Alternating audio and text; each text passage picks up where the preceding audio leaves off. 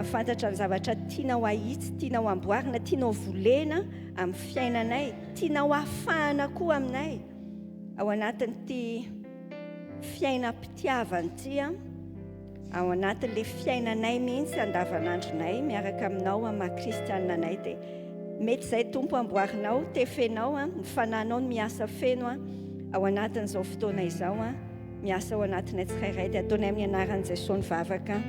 Amen. Ahoana no mity olona sarotiavina, ohatran'ilay lazain'ny Tony teo mihitsy, dia tena mieritreritra tokoa izao ianao, misy voananomboka mihitsy le fahafantaranao an'ilay lohatenin'ny zavatra ianarantsika, dia efa tany anatinao mihitsy izao izay tena hoany mihitsy amin'ny sabotsy, hoe inona ary ny atao ao anatin'io. Dia misy eo akaikikaiky koa misy miteny hoe dia ahoana raha ianao mihitsy koa ilay olona le sarotra aminao mihitsy koa no mitianao na toy izany ny tompo mahita dia miasa ao anatin'izao. Andao tombokantsika avy hatrany amin'ny tenin'Andriamanitra efa diso hainao loatra. Ny tenin'Andriamanitra rehefa diso haintsika loatra dia tandremana tsara, fa andao dia misosa fotsiny ohatran'ny renirano atao ambany eo amin'ny lamosiny gisy ireny dia tsy azontsika tsara ilay tena heviny. Jaona 7:10 eny no aoka ho sokafantsika, raha ohatra ka tsy tazanao tsara eny amin'ny PowerPoint-tsika eny, dia afaka sokafanao mihitsy ny baibolinao dia andao hiaraka mamaky ny 4:30 sy ny 5:30 tsika. Jaona 7:10, 4:30 sy 5:30. Ahoana hoy ny tenin'Andriamanitra ao amin'ny anaran'i Jesosy hoe didy vaovao no omeko anareo, dia mba hifankatiavanareo, eny aoka ho tahaka ny fitiavako anareo no mba hifankatiavanareo kosa. Izany no ahafantaran'ny olona rehetra fa mpianatra anareo raha mifankatia. Efa haintsika be izany tenin'Andriamanitra izany. Tenentsika sy mety torintsika mihitsy koa aza fa androany averin'ny tompo amintsika tsara. Ilay hoe didy vaovao no omeny antsika, no mahavaovao azy ho an'ny tamin'ny resahan'i Jesosy tamin'ny mpianany tao anatin'io, efa teksta tany amin'ny Levitikosy io, efa hain-jiosy be foana izany resaka hoe tia ny namana. Izany tahaka ny tena, efa filma nandeha tany amin'ny testamenta taloha. Fa maninona ny didy vaovao? Satria tenenan'i Jesosy amin'ilay hoe tahaka ny nitiavako anareo. Satria Jesosy mihitsy ny tonga teto ambonin'ny tany nanome ny ohatra hoe ohatran'izao ilay fomba fitiavana Arsea. Dia izay mahadidy vaovao, vaovao an'ilay izy amintsika. Dia tenen'ilay tenin'Andriamanitra tsara fa ny hahafantarantsika hoe ny hahafantaran'ny olona fa tsy hoe ny hahafantarantsika hoe mpianatra ny tompontsika dia raha mifankatia. Raha mifankatia. Dia izay, ary izay ihany ilay tenen'ny tenin'Andriamanitra. Jaona 1:4 indray izao nijerentsika hoe 2:20 sy ny 1:20. Jaona 1:4, 2:20 sy ny 1:20. Raha ohatra ka tonga miaraka amiko ao anatiny hatrany ianao dia afaka miara mamaky tsika. Ahoana indray ny tenan'ny tompo ao hoe raha misy manao hoe tia an'Andriamanitra aho nefa mankahala ny rahalahiny dia mpandainga izy fa izay tsy tia ny rahalahiny izay hitany atao ahoana ny fitian'Andriamanitra izay tsy hitany. Ary izao ny didy efa azontsika taminy, izay tia an'Andriamanitra dia tsy maintsy tia ny rahalahiny koa. Misy tenin'Andriamanitra indraindray mampareradraraka izay mamaky azy, mahabe fahasahiranana. Raha ohatra izany antaniana hoe iza daholo tsika ny tia an'Andriamanitra eto, hoe hatsangano ny tanana aza misy manangana aloha fa samy misaintsaina. Fa raha saina manangana tokoa dia samy anangana daholoko, tia an'Andriamanitra. Fa eo mihitsy, ary iza indray ary izao no manana fankahalana ny anatin'ny fony any. Dia iny ohatran'ny misadaikadaikatra kely izay fotsiny ianao aloha hamaly, dia avy eo ampiana kely hoe ka izao anie, azafaina be mihitsy aloha ilay fankahalana izany hoe ka ilay izy ange rariny be mihitsy fa ilay olona ohatr'izao dia ohatr'izao. Anie, tsy ohatr'izay moa ilay izy misy tantaraina be daholo ilay olona nga tsy laly fa nefa ilay tenin'Andriamanitra miteny amintsika hoe tsy maintsy. Ahoana tsara hoy ny tenin'ny tompo?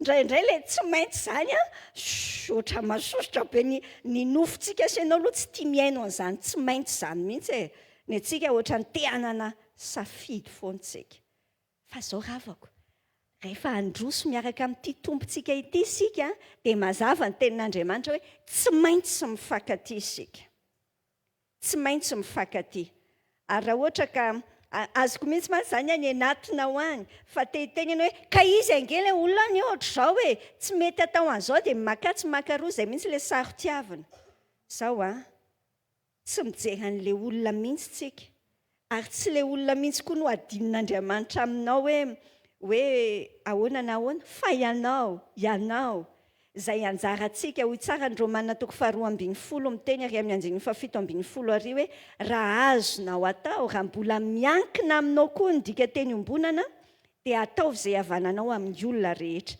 ny dikany tsy hijery zany tsika sy ianao hoe le olona ohatr'izao na ohatr'izao be fa tsika aloha zany nijerentsika hoe zay kay mibaiko zay kay ny tenen'ny général Jesosy dia ny anjarantsika se dia miteny hoe oui mon général zay ihany ny mot d'ordre antsika fa kristianintsika sa ahoana ho ianao ndao ary aloha hiresaka tsarantsika sy ianao hoe fa inona ohatry ny ahoana aloha le hoe tena fitiavana ohatry ny ahoana le tena fitiavana aleo ny famaritan'Andriamanitra azy mihitsy no alaitsika le famaritana raha ohatra ka raisina midika teny fototra ny teny hoe fitiavana amin'ny teny malagasitsika moa tsy misy mahalaza azy afa-tsy hoe fitiavana daholo ny zavatra rehetra ao na fitiavana akoho na fitiavana latabatra fitiavana akanjo menamena fitiavana ny olontianao fa amin'Andriamanitra ho an'ny baiboly manana teny samihafa dia le tena fitiavana resantsika sy ianao zany zao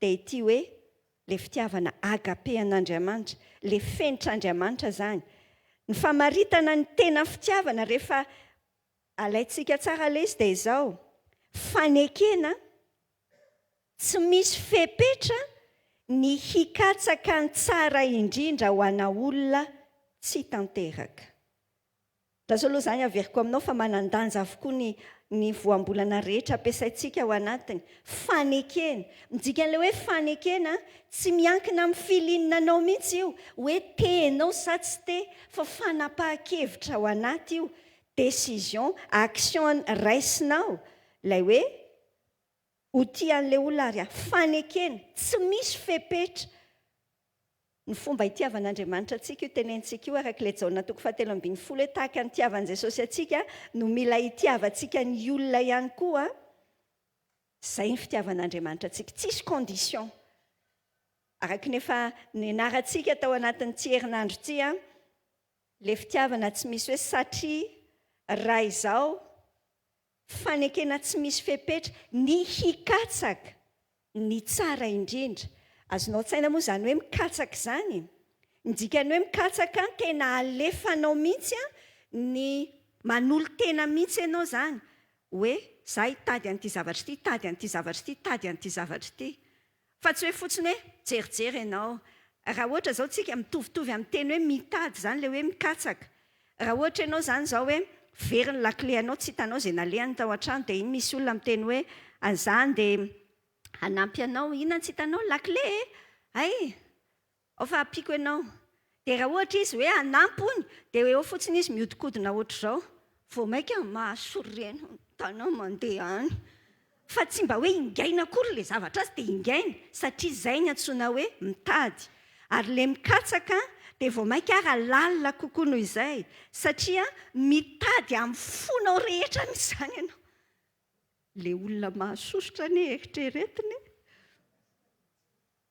mitady amin'ny fonao rehetra ny tsara indrindra best tsy hoe akory hoe fandraisana anjara ny zava-dehibe tsy hoe efa mba nataoko izay dia efa izay efa nanao azy efa mipetra tsara mikatsaka ny tsara indrindra ho ana olona fantatra ao tsara olona io hoe tsy tanteraka imparfait le olona tsy parfait le olona ny dikany mety tsy ho hitany akory ary ny zavatra ataonao vao maika mbola handatsanao izy dia hiteny hoe mpietsara velatsy.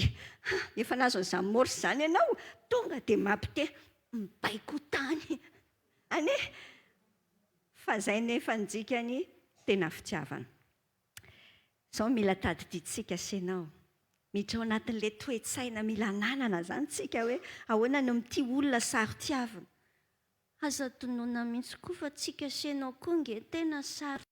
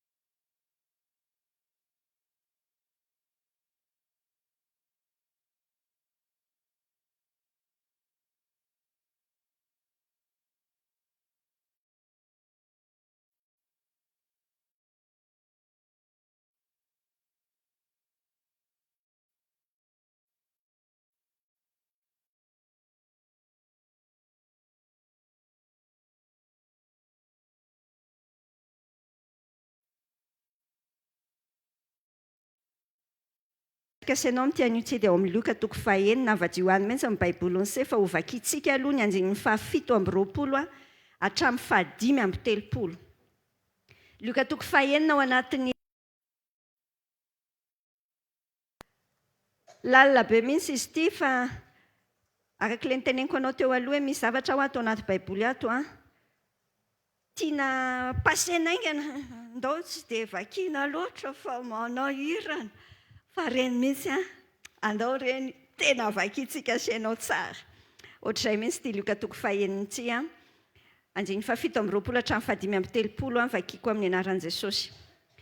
Kanefa hoy izao aminareo izay miaino, tiavany fahavalonareo, manaova soa amin'izay mankahala anareo, misaora an'izay manozina anareo, ary mivavao an'izay manisy ratsy anareo.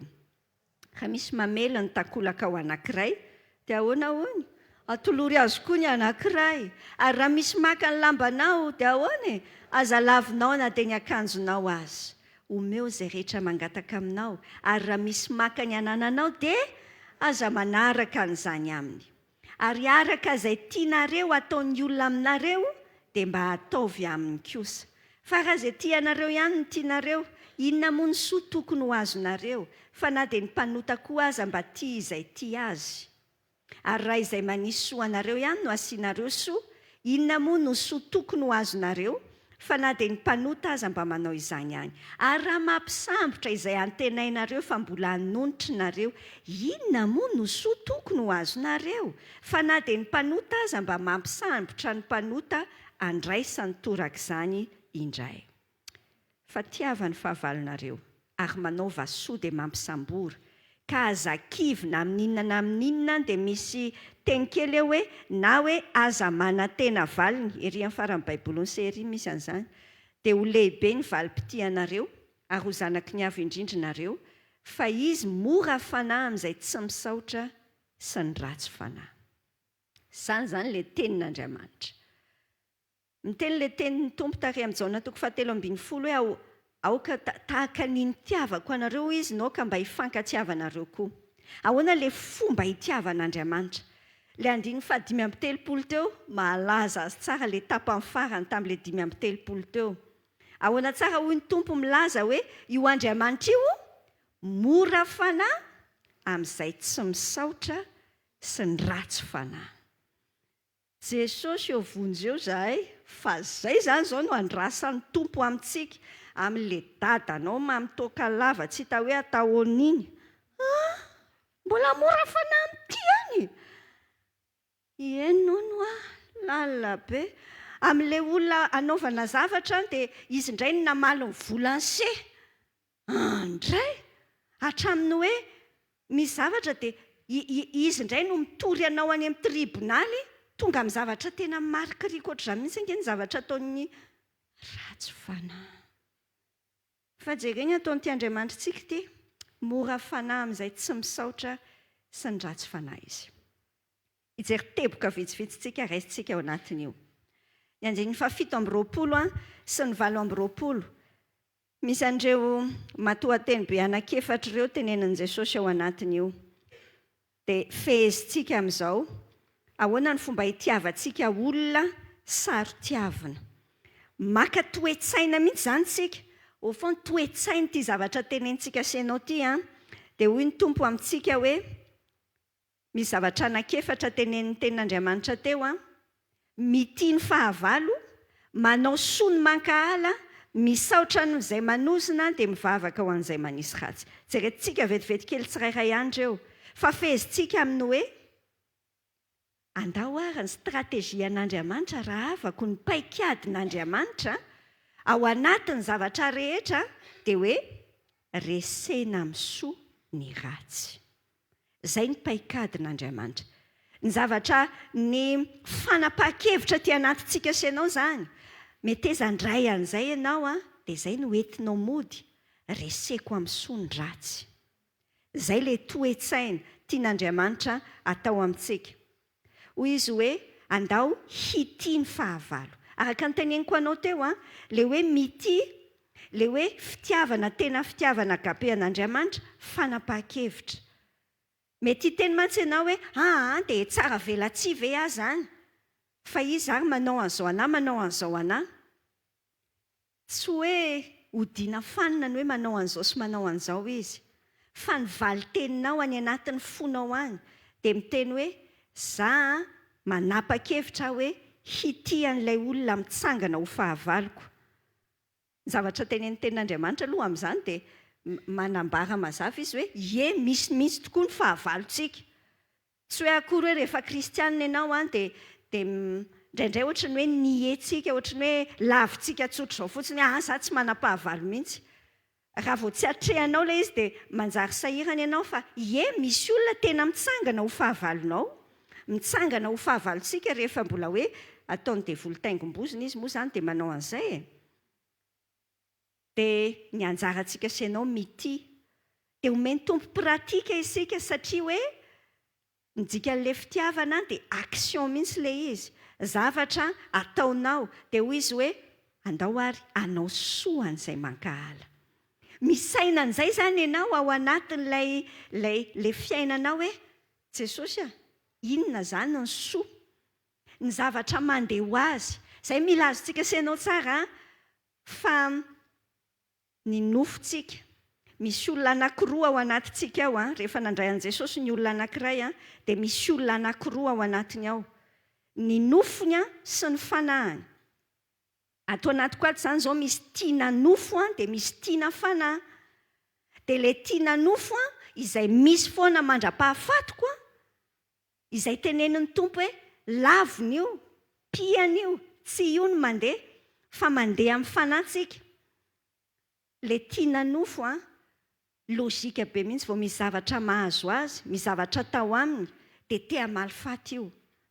Fa izay mihitsy le tenenin'ny tompo hoe ianao te hamaly-faty fa andao anao soa. Misaina anao soa an'ilay olona.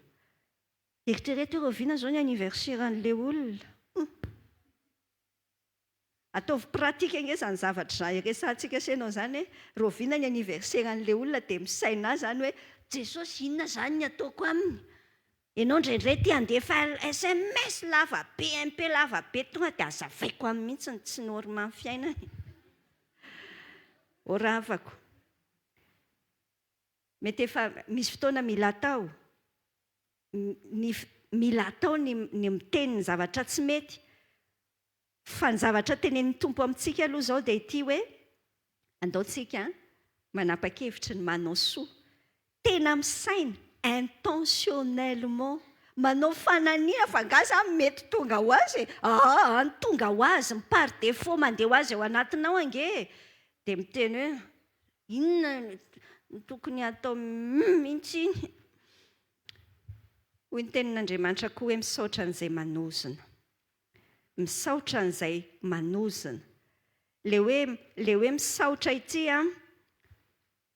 miaraka amin'ilay teny hoe mivavaka ho an'izay manisy ratsy le izy zany tsy hoe fotsiny hoe ataonao mahita azy ianao misaotra tsy ohatr'izay se le izy miaraka amina foromotra be zay ny tenen'i Jesosy dia taira saotra tsy zay fa tia misaotra ity tena hoe amin'ny teny anglisy zao io hoe bless ny dikany manona zavatra tsara ho azy Andriamanitro lala misy ty zavatra teneninao ty Jesosy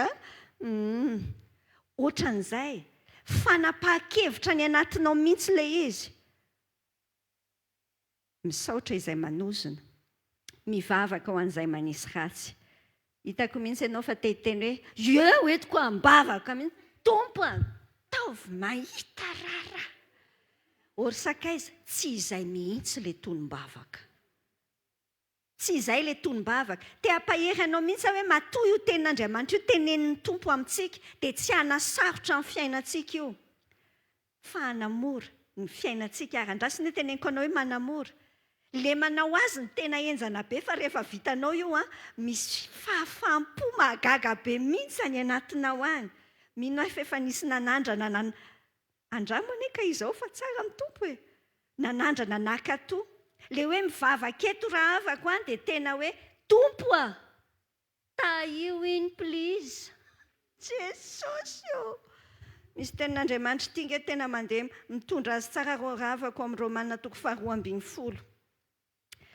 enonao le Romanina 12 hatramin'ny 2 malalo aza mamaly ratsy fa omeo lalana ny fahatezerana fa voasoratra hoe ahoana any famaliana za no amaly hoy Jehova zay nge ny antony lay famelan-keloka ndikany hoe mamela heloka tsy hoe akory hoe mody fanina n'le zavatra natao tsy hoe hodiana tsita le izy fa ndikany hoe mamela heloka dia manome an'Andriamanitra ny zo amalifaty zay ny dikany omenao an'Andriamanitra ny zo amalifaty fa tsy tazominao endre manana zo ianao satria tena tafitohana tena tsy rarin'le tenitenenin'le vady na le zavatra miseho fa hoy ny tenin'ny tompo hoe meo lalana le fahatezerana fa io raha vao tehiriziny seho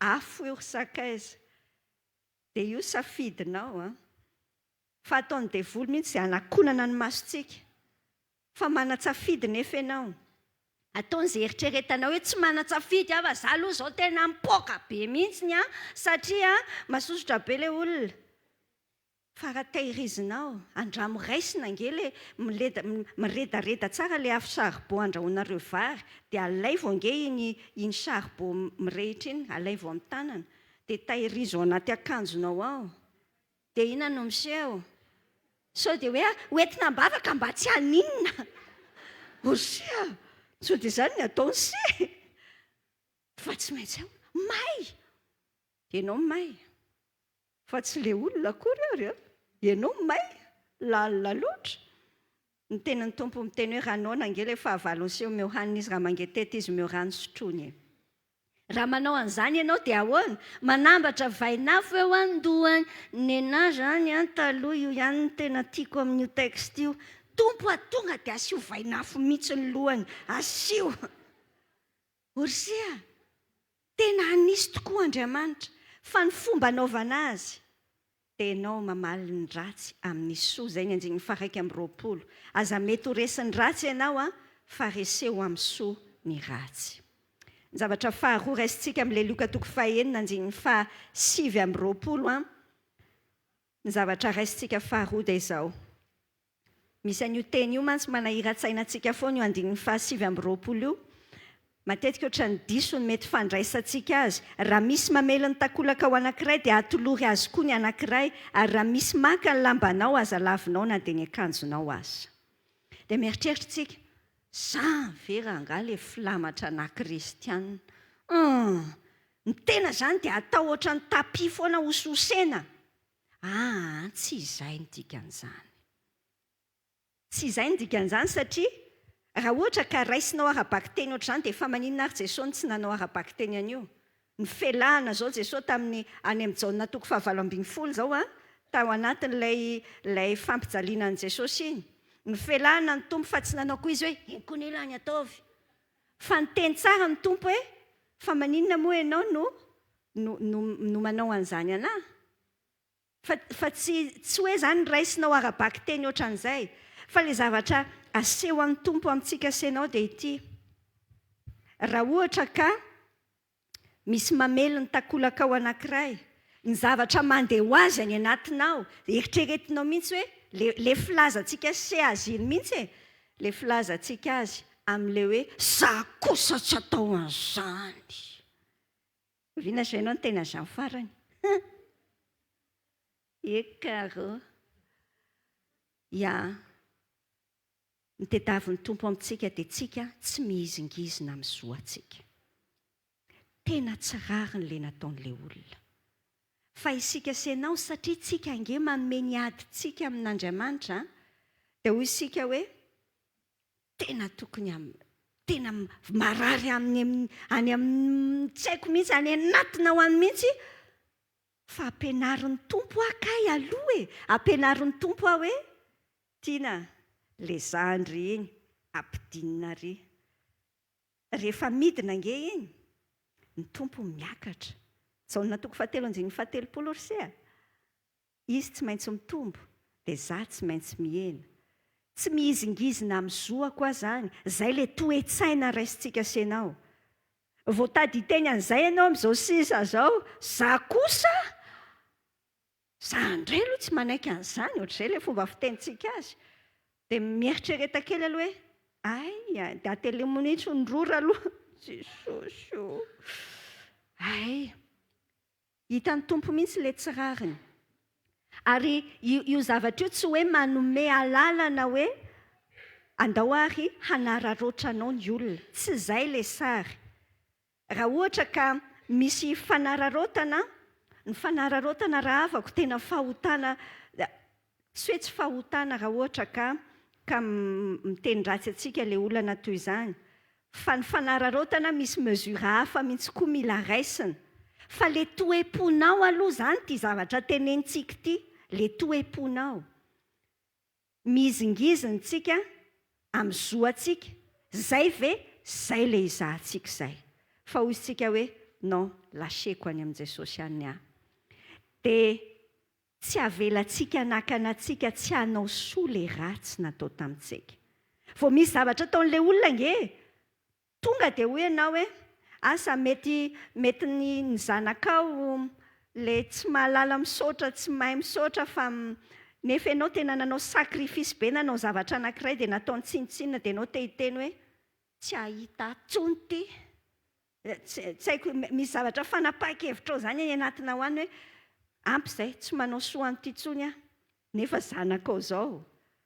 Dia hoy aho hoe andao araraotintsika tsy avelantsika nakanatsika tsy hanao soa. Izay lay tenenina amin'ilay hoe omeo ny takolakao avy.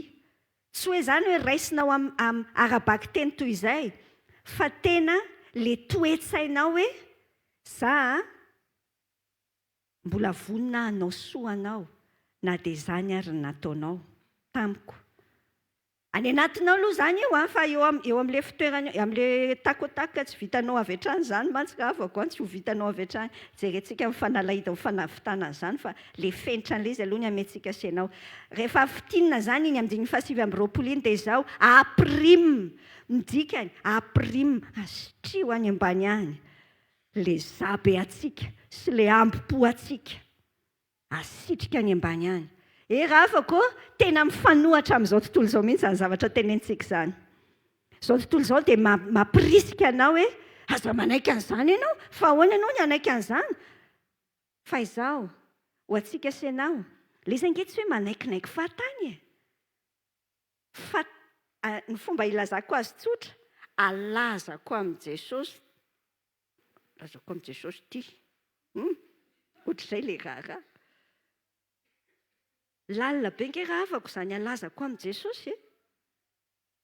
Tantaraiko amin'i Jesosy ny zavatra marary ahy, dia avelako ny tompony ho hamaly amin'izay tandrify. Any tompo izany. Fa gravy ange raha tsy tonga amin'ny fibebahana iny olona iny e. Ilay vavaka mila ataontsika sy ianao azy izany, dia Jesosy hoe toy izy ho tonga amin'ny fibebahana. Fa tsy hoe Jesosy faizo kely iny azafady. Andinin'ny fahatelopolo sy fahadimy amby telopolo ny andraisantsika ny zavatra fahatelo raisitsika. Andinin'ny fahatelopolo miteny hoe omeo izay rehetra mangataka aminao ary raha misy maka ny anananao dia aza manaraka izany aminy. Ny andinin'ny fahadimy amby telopolo etapany voalohany hoe tiavan'ny fahavalonareo manaova soa dia mampisambory ka aza kivina amin'inona hoe aza manantena valiny. Eo ihany koa izany tsika sy ianao dia mitandrina tsara rehefa mamaky ny tenin'Andriamanitra. Tsy raisinao hoe arabaky teny hoe ay mangataka aminao ilay olona dia tsy maintsy omenao foana an'izay zavatra angatahany foana hatrany. Ny zavatra ny prinsipa na ny hevitra lehibe tiany tompo toe-tsaina ananantsika sy ianao dia izao. Andao raisitsika ho fahasoavana hatrany ny mamafy ny tsara amin'iny olona iny. Raisiko ho fahasoavana ny mamafy tsara hatrany. Fa ao anatin'io zany dia oui, mangataka zavatra amiko ilay olona dia misaina tsara aloha. Izay mihitsy mantsy koa ny fitiavana. Any Filipianina toko voalohany Paul milaza an'izay vavaka izay ny andinin'ny fahasivy sy hatramin'ny faha 11 hoe mba hahatonga antsika ity mitombo amin'ny fitiavana ao anatina fahendrena sy fahazavantsaina tsara. Fa tsy hoe mity ianao dia lasa izay zavatra angatahany kizy raha mangataka rapport sexuel ary sy nefa nareo raha mbola tsy mpivady akory ka hoe tenin'Andriamanitra hoe no izay mangataka aminareo. Sao dia eritreretinao fa izany ny dikan'izany. Mila mampiatra tsara ianao hoe mampandroso azy ary ve izany zavatra izany. Ilay any amin'ny Korintianina voalohany toko 10 andinin'ny 7:20 ny tenin'Andriamanitra miteny amintsika sy ianao hoe ny zavatra rehetra azo atao nefa tsy ny zavatra rehetra ny mahasoa, ny zavatra rehetra azo atao nefa tsy ny zavatra rehetra ny mampandroso. Ny dikany hoe fitiavana mantsy arak'ilay définition famaritantsika teo dia mikatsaka ny tsara indrindra. Ka raha tonga foana ilay olona angataka, tsy manana indray hono izy, tsy misy vola, tsy misy anina, omenao foana ve? Fa sao dia fampianarana ny ilainy olona io. Sao dia tena misy fotoana ny tsy manome mihitsy no fitiavana. Misy fotoana tena izany mihitsy mety vavaka ny mila ilainy fa mbola tsy mety misokatra amin'ny masony. Fa lasa ianao indray lazainy fa Jesosy mpamelona azy dia diso paika. Dia ao mihitsy izany tsika sy ianao. Ho atsika ilay toe-tsaina tian'Andriamanitra nanantsika ao anatiny dia izao. Raisy ho fahasoavana. Aza atao hoe matiantoka mihitsy, tsy matiantoka mihitsy tsika manao soa olona. Na amin'ny fotoana inona rehefa ataontsika ho an'Andriamanitra io. Aprimo any ary aloha ilay kahihatra velona. Aprimo. Indrindra moa izany rehefa misy calcul be izay ao anatin'ny saintsika sy ianao ao, dia vao maika mety amintsika mihitsy rehefa omeny ilay saintsika hoe io ve tsy mila omeny io, jereo io fa izao ny ataon'io, izao ny ataon'io. Eritrereto ange raha manao calcul be ny tompo izay vao manome zavatra antsika. Ienzana. Soa ihany ny tompo fa mitahantsika tena hoe mampiavosa ny fahasoavany amin'ny fiainantsika. Galatiana toko 1:9 hainao izany tenin'Andriamanitra izany hoe aza ketraka amin'ny fanaova-tsoa. Aza ketraka. Azoko mihitsy fa mahaketraka. Rehefa ilay olona sady tsy mahay misaotra no vao maika izy ao ambadika indray manaratsy ianao le zavatra tsara nataonao mihitsy ny mbola hiteny tena mahavita zavatra mandreraka mihitsy nge ny olombelona e. Fa izao aza ketraka amin'ny fanaova-tsoa fa amin'ny fotoan'andro no injinjanao raha tsy reraka ianao. Eo amin'ny andininy faha 1 zao ity lalàna volamena ity jerentsika senao tsara manamoana raha ohatra ka averintsika senao vakina le andininy faha 1 jere vao anaty baibolinao ao dia miara-mamaky tsika. Ahoana tsara le lalàna volamena raha avako amin'ny fifandraisana amin'ny olona. Ahoana le teny? Arak'izay tianareo ataon'ny olona aminareo dia mba ataovy aminy kosa. Raha io teny io fotsiny no alaina dia mety tsy tadidy daholo ny zavatra hafa rehetra fa io ihany ny iainanao amin'ny fifandraisana amin'ny olona.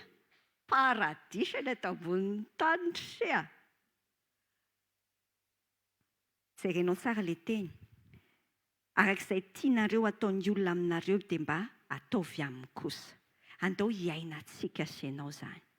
Mario tsara le tenin'Andriamanitra. Tsy miteny izy hoe tsy ataoko aminy zavatra tsy tiako ataony amiko. Ohatrany hoe mitovitovy izany, fa tena tsy mitovy mihitsy izany. Le tenin'Andriamanitra izany tsy manao hoe aza atao aminy izay zavatra tsy tianao ataony aminao. Izay mantsy tahaka ny hoe pasiva fotsiny izay, tsy manao zavatra ianao. Dia iny ianao fa tsy miteny, satria ianao koa tsy te hiditra cafouillage be dia trondro be foana ao an-tranao dia milamina be. Hainao izany trondro be izany? Ny trondro ny maso mifitirika be dia ny olona mototra be ohatr'izao dia ohatr'izay foana izany ilay fiainanao. Tsy ohatran'izay. Tsy hoe ka za tsy te hiditra cafouillage dia aleo tsy ataoko aminy fa satria tsy sao dia ataony amiko koa. Izay aty amin'ny niveau aty ambany aty izany. Fa miakatra ambony raha afako, aktifa ange izany fitiavana agapehan'Andriamanitra izany. Tsy hoe tsy ataoko aminy, fa tena mini mihitsy sainy hoe inona ny tianao atao aminao. Samy misaina izay tianao ataon'ny olona aminao ne saina. Tianao hoe miresaka zavatra ohatr'izao aminao ny vadinao. Tsy haiko. Ina mahasosotra anao amin'ny vadinao ohatra izany izao. Ka izy tiana tsy manao an'izao dia tsy manao an'izao. Izay izany ilay tianao atao aminao. Aza miteny betsaka tsony amin'izao sisy izao. Ndana fotsiny ataovy aminy. Mandinia kely mihitsy aloha. Sainao anie izay tianao atao aminao dia izay mihitsy. Mandeha lavitra kokoa mihitsy tsika ao anatin'izay. Izay no ataonao aminy izay tianao ataony aminao. Dia eritrereto tsara izay tianao izay. Sainy tsara izay hoe fa maninona ianao no malahelo be ao anatin'io relation io. Fa maninona? Dia avadio ary. Avadika kely ohatr'izay fotsiny ilay izy hoe iny kay izany ny besoin-nao. Iny ny tianao atao aminao. Andramo atao aminy. Iny misy an'ilay filazan'ny Gary Chapman anazy iny hoe misy an'ilay antsoina hoe ny tenin'ny fitiavana na langage d'amour. Mety hoe ianao te atao câlin be dia ilay izy tsy manao mihitsy. Tsy haiko ilay ianao tia mba tenenina hoe mba teneny rangahy za hoe tia anareo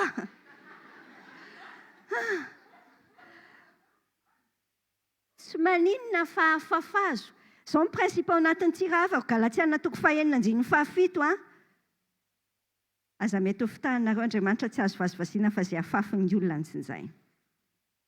Ataovy amin'izay langage d'amour-nao sy tsy maninona. Izay tianao atao aminao. Fa ny mazava dia ity mamafy ianao any amin'iny olona iny. Na hoela na hoaingana lazaiko anao. Le hoela nge mety amataona n'le hoela izay mahakamo be amin'ity raharaha ty. Fa maheresy. Mena an'ilay maheresy maheresy. Fa rehefa io Jesosy tsika io, Jesosy tsika nge velona le anaovantsika azy, noho ny amin'ny tompo dia ataoko ihany. Mamafy fa hijinja ianao. Mety tsy amin'iny olona iny ny hijinjanao azy. Fa le olona mbola marary velona be dia mbola tsy fantatro mihitsy izy hoe oviana no sitrana. Fa mety misy olona hafa koa meny tompo eny an-dàlan'ny fiainanao eny. Mety misy io tenan'Andriamanitra hoe izay mahafoy vady etsetra. Tsy hoe ataovy divorce izy tsy izay ny dikany. Fa ny dikany tena hoe ilay fitiavanao an' Jesosy no mibetsaka ao anatin'ny fonao dia moa tsy handova. Dia tany saindray vady rahalahy be da be avy zato eny hoy ny tenin'Andriamanitra. Ny dikany alefaso hatrandravako. Ny fahadimy ao anatin'io ny andiny 2:30 hatramin'ny 4:30 amin'ilay Luka 9 teo. Ny zavatra fahadimy raisintsika izany dia ity hoe ina ilay 2:30 hatramin'ny 4:30 moa miteny hoe raha izay tianareo ihany ny tianareo dia ina moa soazonareo mitovy amin'ny mpanota ihany. Raha izay manisy soanareo ihany ny asianareo soa, raha izay mampisambotra nareo ka antenainareo hanonitra ihany no ampisamborinareo dia ahoana? Mitovy amin'ny mpanota ihany. Ina ny zavatra raisintsika ao anatiny? Ny motivation anao angeny tadiavin'Andriamanitra ao anatin'izany rehetra izany. Inona indray moa ilay motivation teo tamintsika nianatra teny malagasy? Fanohitra, izay ilay izy. Dia ny pasteur Amita amintsika. Ny fanohitra amin'ny fiainantsika sy ianao. Inona ny mahatonga anao hanao zavatra? Izany mora mampareraka be atsika. Rehefa diso fanohitra, diso motivation tsika. Manao zavatra tsika satria inconsciemment tonga saina akorintsika fa domoko tapany amin'ny herany foana ny any anatin'ny lohantsika any. Manao an'ity tandremo fa miandry ataoko amin'izao izany amin'ny anniversaire tena ameko an'ilay montre tsara be ireny mihitsy dia raha vao manao cadeau dia jereko ilay vidiny. Ity ve mba omeny ora avako. Tsy izay ilay toe-tsaina ananantsika. Ilay toe-tsaina ananantsika dia ity ny ankasitrahan'Andriamanitra ny voninahitra. Dia filamatry ny radio vaovao masoa amin'ity taona ity moa izany dia be ato anatin'ny lohako koa dia zaraiko aminao.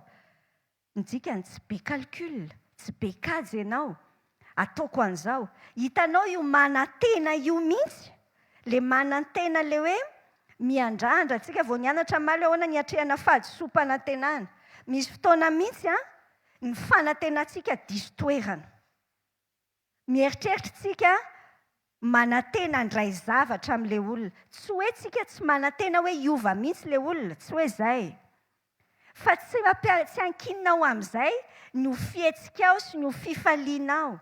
Fa ho an'Andriamanitra, izay mahita anao amin'ny fotoana rehetra, izay ny antony anaovanao azy. Dia aza be kajy ary, fa noho ny fitiavan'Andriamanitra anao dia ataonao io.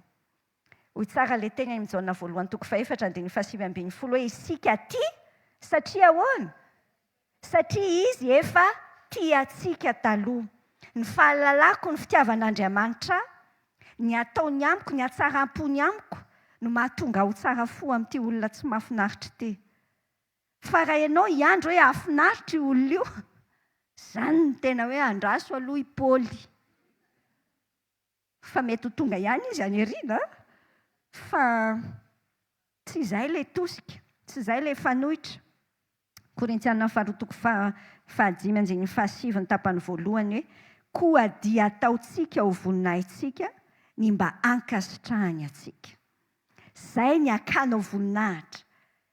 Ny ankasitrahan'Andriamanitra, izay ny voninahitra ao. Dia izay ihany, ny ankasitrahan'Andriamanitra no voninahitra ao. Ny zavatra resantsika sy ianao te-haka ohatra mba hampahery atsika. Ohatra ao anaty Baiboly ao anie, tsy hoe akory ange ty film mity olona saritiaviny ity hoe ankehitrinsika mihitsy izay vao misy fa efa zavatra nisy hatramin'izay mihitsy. Tantarandra olombelona vao nanomboka niditra mihitsy ny fahotana dia fa sahirany i Abela sy Kaina sy Abela miara-monina fa tarafitsika any amin'ny fiainan'i Mosesy ange. Any amin'ny fiainan'i Mosesy ny ahitantsika azy. Mosesy sy ny fifandraisany tamin'ny zanak'Israely.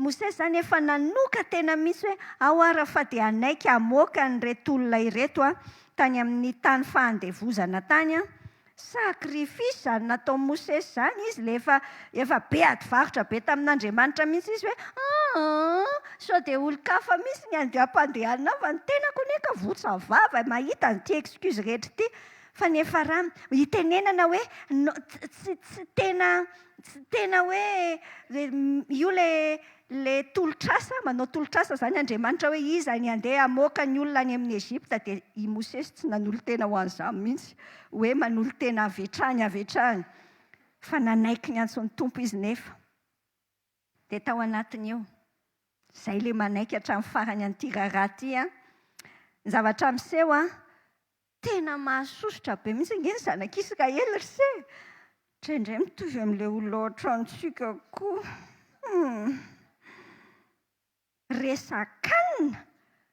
resaka sakafo ndao ny jerentsika senao ny amin'ny nomery 1:20 hoe resaka sakafo dia mitomano misaina n'ilay tenin'Andriamanitra mihitsy hoe Jesosy tena nitomano tokoa zany reto ianonao nge le teny eo amin'ny nomery 1:20 ary amin'ny andinin'ny 4 hatramin'ny 9 ny olona hafa firenena izay niaro taminy dia liana ary ny zanak'Israely koa dia nitomany indray hoe nganeka isy hanome hena ho anay misy olona indraindray efa manao sakrifisy rehetra ianao ao tanànao mbola tsy faly any izy tena mahasosotra mihitsy any ohatra izany koa tsaroanay dia tsaroa no ny hazan-drano izay nohaniny maimaim-poana tany Egipta mba amin'ny voatango sy ny tongolo samy hafa karazany fa izao dia maina ny ainay tsy misy ninina eto imasonay afa-tsy tia mana ty oh là là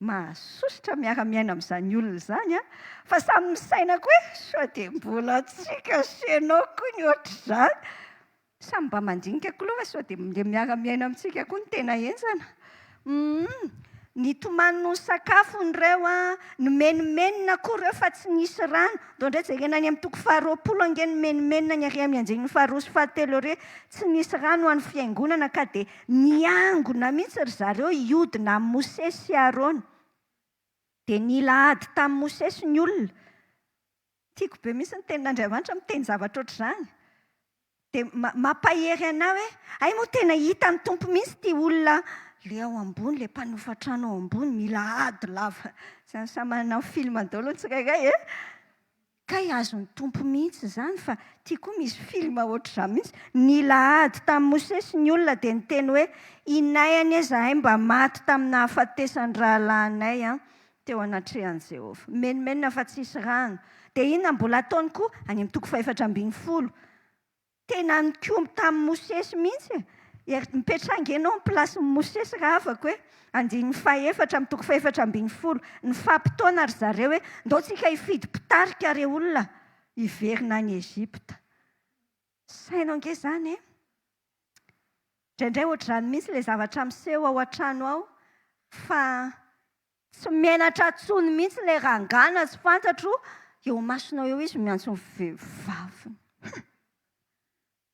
mamparary fo azoko izany zavatra rehetra izany nga vitan'izany ny ray tapota amin'ny Mosesy mihitsy no be kritika anazy raha matovy zoko ny vavy Miriam azosy any amin'ny nomery 2:20 hoy zany izy mianadahy miteny mo Mosesy any va ny tenenan'i Jehovah fa tsy zahay koa va ny tenenany izany mihitsy le mpanenjika mandreraka be fa nareo tao amin'ny seho masina be tsy haiko daholo zavatra teneniny manana fotoana raha afaka mitsikikely fotsiny dia sainy tia Mosesy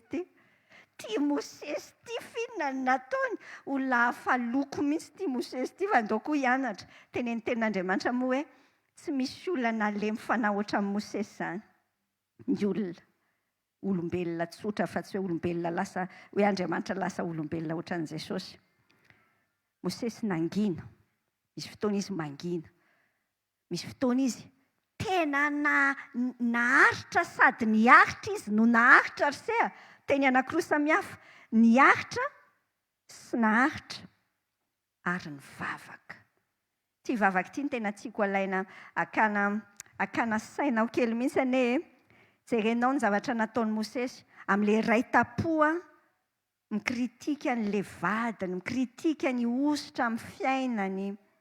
Izao no natao Mosesy eo amin'ny 7:12 amin'ny Nomeria 2:12. Nitaraina tamin'i Jehovah Mosesy ho an'i Miriam fa lasa boky izy. Andriamanitra eo mifona aminao mba sitrano re izy. Manahoana rehefa atsika sy ianao mbola ho avy ihany moa tsika faraparany eo iresaka didy folo izay tsika sy ianao marana azy hoe ahoana ny ahafahantsika mity olona sarotiavina fitinina. Fa tsika sy ianao izany rehefa iva misy zavatra manjo an'ilay olona ohatry ny ahoana ny anatsika any. Ahoana ny tenintsika mora tenenina indrindra? Saika. Saika. Teanao amin'io. Zay fa miteny aza mikitikitika mihitsy. Orse, arrogance izany, avinavim-po. Fa ndao tsika sy ianao hianatra amin'ny Mosesy. Mifona aminao mba sitrano re izy. Jereo indraingy any amin'ny 4:12 hoe jereo nataon'ny Mosesy. Ary amin'ny 7:20 ary mifona aminao le olona efa mitady olona andeha hanolo azy mihitsy etsetra. Tena hoe ratsy lota amin'ny Mosesy fa zao ihany ny teny Mosesy. Mifona aminao mamela ny eloko ty fireneny ty araka ny alehiben'ny famindraponao sy araka ny namelanao ny eloko ty fireneny ty hatrany Egipta ka mandrak'androany. Dao hoe jerentsika any amin'ny Deutéronomie 7 mitantara tsara ny amin'ny zavatra nataon'ny Mosesy. Deutéronomie 7 andininy 7:12 hatramin'ny 7:20. Zao tsara le teny tany. Hoy Jehovah tamiko. Manoloana le mafiatoka be zany le olona dia hoy Jehovah hoe efa hitako ty fireneny ty fa indro olona mafiatoka izy. Avelao handringa anazy. Andriamanitra zany no miteny amin'ny Mosesy an'izany. Avelao handringa anazy ka hovonoko ny anarany sy ny ambanin'ny lanitra. Ary dia ataoko firenena mahery sy lehibe noho izy ianao. Mipetraha eo amin'ny toeran'i Mosesy ianao. Miaraka amin'izay niaretanao rehetrarehetra tamin'ity firenena mafiatoko ty. Dia Andriamanitra miteny hoe ao are, avelao any reto. Fa ianao zany zao nikarakaraina. Fa jerenao ny zavatra natao. Niodina ka nidina niala tany amin'ny tendrombohitra. Raha mbola nirehitra afo izy.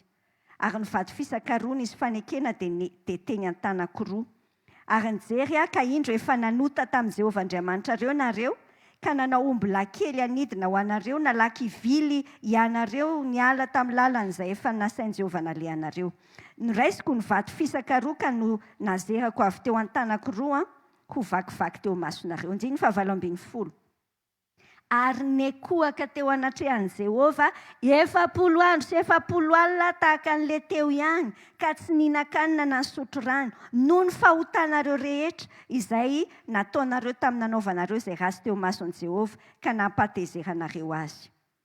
Fa natahotra ny fahavinirana sy ny fahatezerana izay nahatezeran'i Jehovah taminareo handringanany anareo. Dia niaino handray Jehovah. Sainao ke izany fony ty rangaty. Tompo meo an'izany koa izay. Izay mihitsy ilay aty anatsika. Mila volen'ny Tompo aty amintsika. Mamaraparana azy tsika sy ianao zava-dehibe raha afaka ao anatiny tsy hoe mianatra amin'ity an'ilay olona sarotiavana ity tsika. Ny fisainantsika mihitsy ny mila hovaina. Ny fisainantsika. Hovaiko ny fisainako anova ny fiainako. Safidiny eo anatrehanao. Fa io olona mahasosotra io raha ohatra io ka avelanao ahasosotra foana dia mazava ho azy sosotra foana amin'ny fiainanao zany. Fa haika afaka manana safidy rehefa miaraka amin'i Jesosy. Hitako tamin'ny fiainako izany trisea. Hay ny dikan'ilay hoe olona afaka tsika afaka misafidy. Raha misy zavatra mahatezitra eo afaka misafidy hoe anao tezitra sa tsy anao tezitra. Hay afaka misafidy Safidiny ianao. Raha ho sosotra amin'ny olona io ianao mandra-pahafatinao na hoe ianao hoe hovaiko ny fisainako. Misy an'ity tenin'Andriamanitra ty any amin'ny Luka 7:20. Voaraiko loatra ilay izy dia mitezaraiko aminao izay fomba handraisako azy fa manampy be amin'ny fomba ifandraisako amin'ny olona sy handraisako ny trangam-piainana. Luka 7:20 manomboka amin'ny 9:1 Jesosy manao fanoharana anankiray. fanoarana ny amin'ilay misy hoe olona nanana tanimboloboka dia namboly aviavy teo amin'ilay tanimboloboka izy dia tonga izy hizaha hoe misy voniny ve le aviavy teo amin'ilay tanimboloboka dia miteny izy hoe efa 3 taona izay nitady voany tamin'io tsy nahita kapao io fa mandany ny tany dia iny fa nisy avoka nisy mpisolo vava le mpamboatra n'ilay tanimboloboka le mpamboatra no niteny hoe avelao ihany izy ho eo amin'io eo mihitsy izany izao ilay tenentsika senao mianjiny fahavalo ny raisintsika ny mpamboatra namaly an'ilay tompony tanimboloboka nanao hoe tompoko avelao ihany izy amin'ity taon'ity mandra-piadiko manodidina azy ka asiako zezika. Ny sary tiako omenanao anatin'ity dia ity. Tsika senao ny fiainana maha-kristianina antsika amin'izay namboleny tompo antsika any mitady voa amin'ny fiainantsika amin'ny tompo. Taka ny hazo tsika. Tianay misy aloha tia resaka hazo ity dia izany ny anaran'ilay fikambanana hoe hazo ny fahamarinana namboleny Jehovah. Fa izay mihitsy tsika hazo nambolen'Andriamanitra eo amin'izay tany amboleny anao. Mety eo amin'ny ankohonanao, ao amin'ny toeram-piasana io izany amin'izao vanim-potoana izao, ao amin'ity fiangonana ity Atsamry, dia firy taona izay ny tompo namboly anao tao. Dia tamy ange izy everiko fa izany mihitsy izao zavatra miseho izao tonga manao inspection Andriamanitra mizaha aiza ny voany sy azafady ohatra tsisy kapao io dia Jesosy mihazakazaka aza mbola kapaina fa leo avaiko le manodidina. Izay aloha le anankiray mandra-piadiko manodidina azy. Ainao moa ny dikan'izany hoe avaina tsy mbadimbadika mihitsy izany ny dikan'izany tsia. Izany le tranga eo amin'ny fiainantsika izany.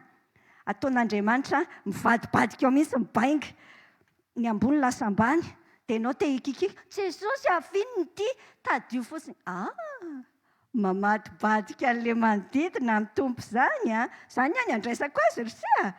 Ary le hoe asiana zezika tsy possible hamoa mihitsy ny fiainanao raha tsy misy zezika ane. Fa izao aloha ny zezika tsy misy olona mihitsy te hihinana zezika.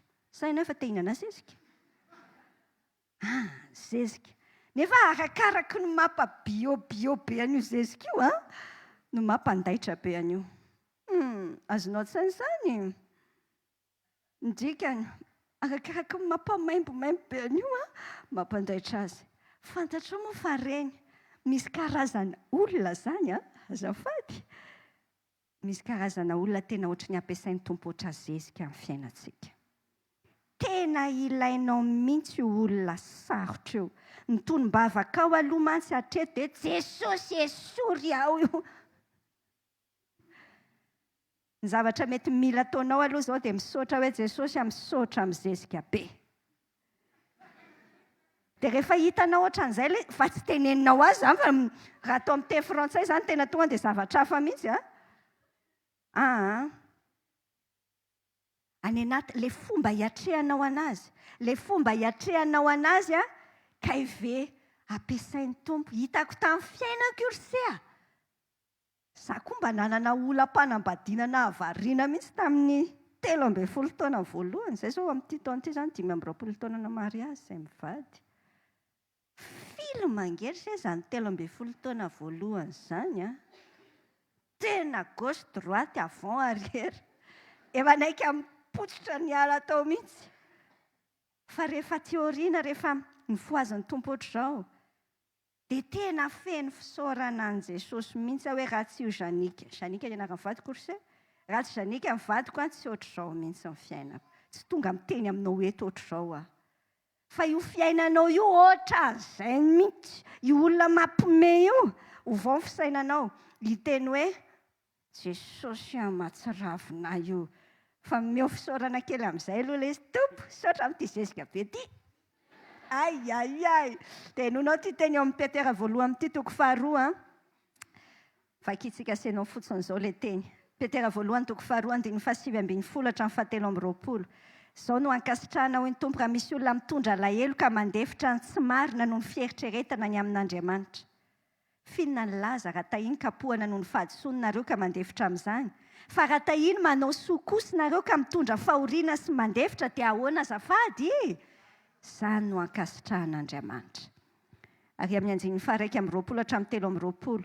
Fa ho amin'izany angeny ny antsoina anareo fa Kristy azy efa nijaly hamonjy anareo ka namela fianarana ho anareo mba hanarahanareo ny diany izay tsy nanotakory sady tsy nisy fitaka teo am-bavany. Raha nitevatevaina izy dia tsy mba nanevateva. Raha nijaly dia tsy nandrahoana fa nanolotra ny adiny amin'ny mpitsara marina.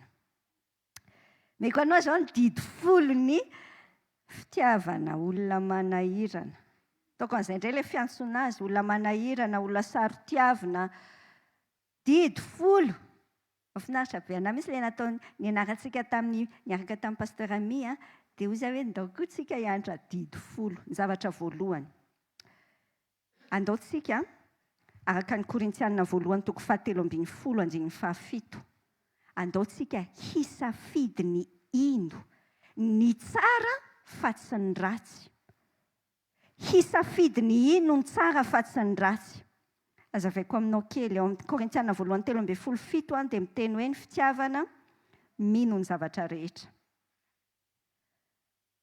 Ny zavatra resantsika ao anatin'izay dia hoe misy zavatra ataon'ilay olona. Andao ny toe-tsaina raisintsika voalohany, tsy isaina hoe io indray izao ty fa hanao an'izao, hanao an'izao. Fa andao isaina hoe tena mety maratra angamba ity olona ity. Mety misy zavatra nahazo azy angamba tany an-tranony dia milasa ohatran'io izy. Maka an'izay compréhension mahazo kokoa mino ny tsara fa tsy ny ratsy. Tena azo koa tsaina ianao fa hiteny hoe vendrana ange izany ankehitriny. Fa mety ilay olona tena mety misaina zavatra iza moa izany no mahafantatra ny any anatin'ilay olona any. Tsisy ane. Fa arakaraky ny sainanao zavatra negativa no mampatonga anao maloka ny fahitanao ny olona io. Dia tsy afaka tonga dia bloqué daholo ny zavatra hafa rehetra. Dia hoy aminao ny zavatra voalohany, andao hisafidy ino ny tsara fa tsy ny ratsy. Amin'ny teny frantsay ao anatin'ny Korintianina voalohany toko 7:10 miteny hoe l'amour ne soupçonne pas le mal.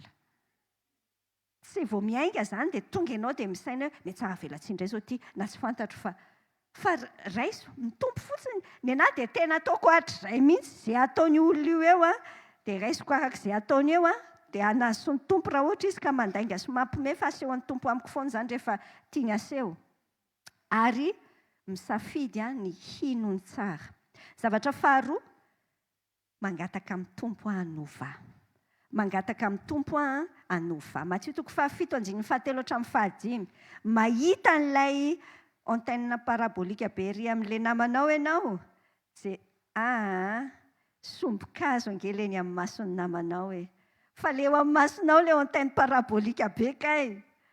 Fa refletentsika amin'iny ilay ery amin'ilay namantsika. Midika ny ahoana? Andao angatahana amin'ny tompo aloha hanova tsika. Tsika aloha.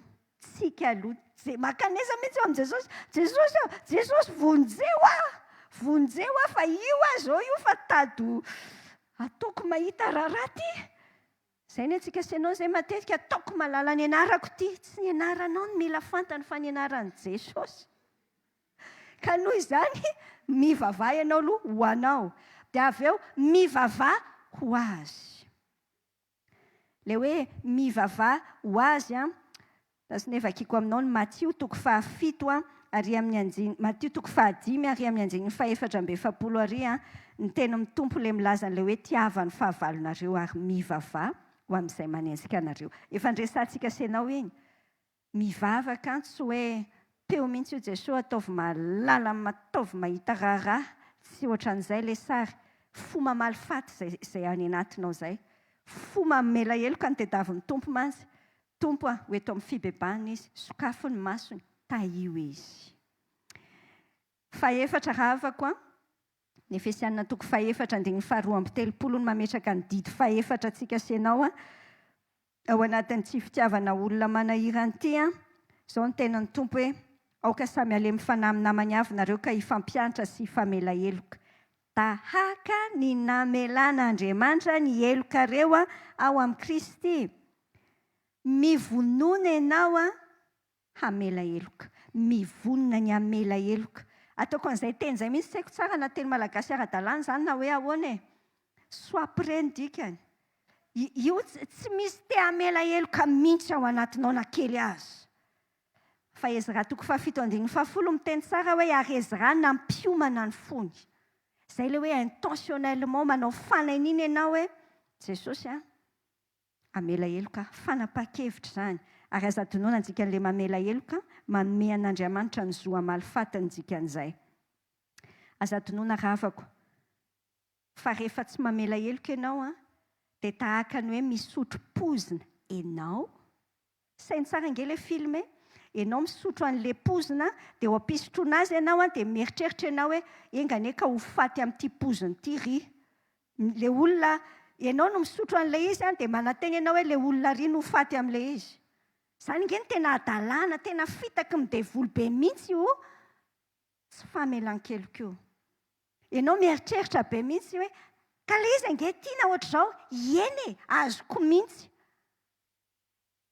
fanahinian'Andriamanitra mihitsy raha atao an'le zavatra tena teneniteny tsy zakako mihitsy ny nataony tamiko zay foana le zay mihitsy le mo zay le izy fantatrao moa ny tenin'Andriamanitra ny amin'ny Romana 1:20 miteny tsara hoe ny zavatra rehetra io Andriamanitra niaviany zavatra rehetra miazona zavatra rehetra antony zavatra rehetra Andriamanitra koa zany niavin'iny tompo niavin'iny fanafitohinana be iny ratsy ny validen'Andriamanitra iny se tsy tonga teo amin'ny se teo satria ny validen'Andriamanitra hoe zezika mety aminao tsara ianaranao mamela heloka ny famelan-keloka mitovy tamintsika sy ianao nandray an'i Jesosy mihitsy koa tsy vitanao amin'izao nge izany mila an'i Jesosy ianao asan'Andriamanitra ao anatinao zany ny andrasan'Andriamanitra aminao dia le fanapa-kevitra ao izay tsy azony atao eo amin'ny toeranao mihitsy le fanapa-kevitra hoe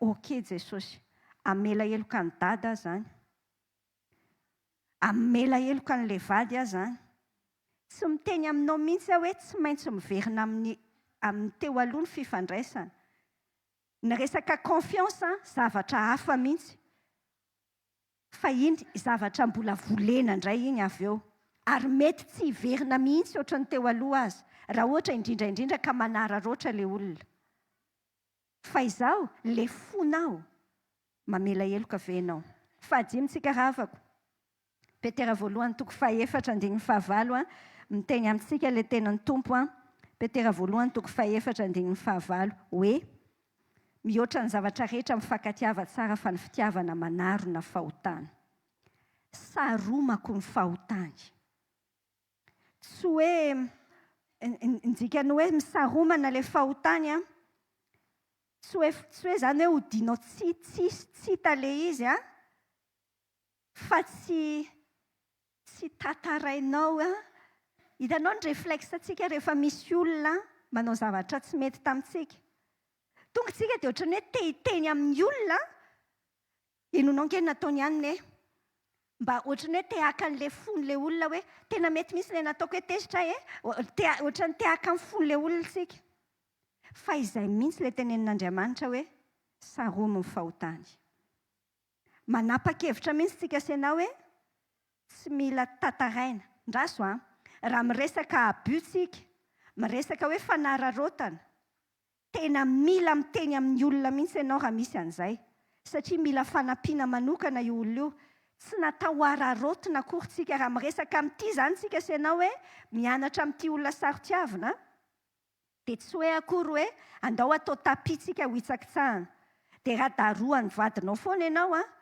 dia hozy izy tiana hoe mity an'ity no ny ato dia ato toeponao izay mila mamela heloka fa tena andraikitrao mihitsy ny mandray an-tanana hoe te-polon'Andriamanitra io ianao io dia tsy darodaroana fotsiny ohatr'izany indraindray tsika sy ianao mantsy mieritreritra hoe ho an'ny mpisotro toaka sy mpifoka sigara ihany izao ny tenin'Andriamanitra iny le hoe raha manisy manimba ny te-polon'Andriamanitra dia sombain'Andriamanitra koa izy ianao nge nataon'Andriamanitra responsable ny tenanao zany ihany teneniko amin'ny olona mihitsy misy olona zao atonga dia ataoko izy dia amin'izay tsy anontanianao anaty tsony rehefa avy eo ohatra zany zao hoe mampirafy be mivadin'le olona mandehandeha any ivelan'ny foana any dia tonga ao an-trano izy mitady rapport sexuel izy dia hoy mihitsy aminao hoe raha ohatra ianao ka manome an'izany nefa mazava fa mbola hitanao mazava zao fa mbola mandehandeha ny vadinao dia manimba ny tempolin'Andriamanitra ianao se fa andraikitra ao angety tenanao ty koa raha ohatra ka tsy tompon'andraikitra le vady satria rehefa manambady ianao dia lasa amin'ny vadinao ny tenanao fa rehefa tsy tompon'andraikitra izy adin'Andriamanitra aminao fa maninona ianao no manaiky sy mbaina tahaka an'izay tsy hoe zany ny dikany hoe maneky vady fa mila tandremantsika senao tsara ny dikany teneniko anao kely izay ao anaty fonoteny izay hoe saromantsika ny fahotany tsy ankalazaintsika etsy sy aroa ny zavatra fahenina tsy fosaiko izy mety hoe mitovitovy amin'ilay teo ihany fa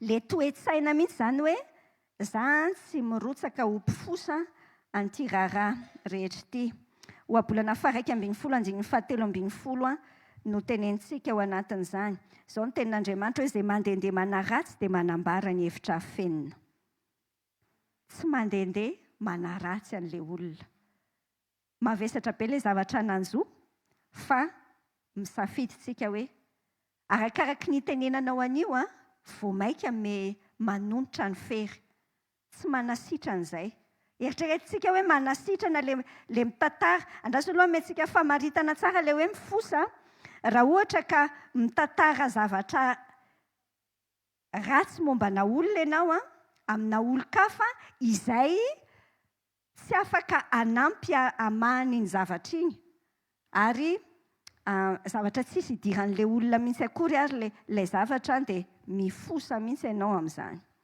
zavatra fahafito raha avako tenentsika Efesiana 4:7-20 no ijerentsika azy ny didy fahafito raha izay fomba ilazana azy moa dia izao hoe aoka tsy aloako ny vavanareo izay teny maloto hoe fa izay tsara ho fampandrosoana arak'izay tokony hanaovana mba ahazoany miaino fahasoavana teny mpitiavana teny pahasoavana teny pitahiana izany no lazaiko azy ary rehefa mbola tsy tafateny an'izay dia tsy maninona aloha mangina any tena hitanao le fitaka be ataon'ny devoly tsika ihany angeny voa ao anatin'ilay izy rehefa avy eo hoe rehefa miteny an'iny zavatra marary iny tsika dia avy eo tsika ihany manenina be ao aoriana ny zavatra fahavalo efa nianarantsika tamin'ilay Luka 4:7 teo manaova soa amin'izay mankala anareo araraotiko ny fotoana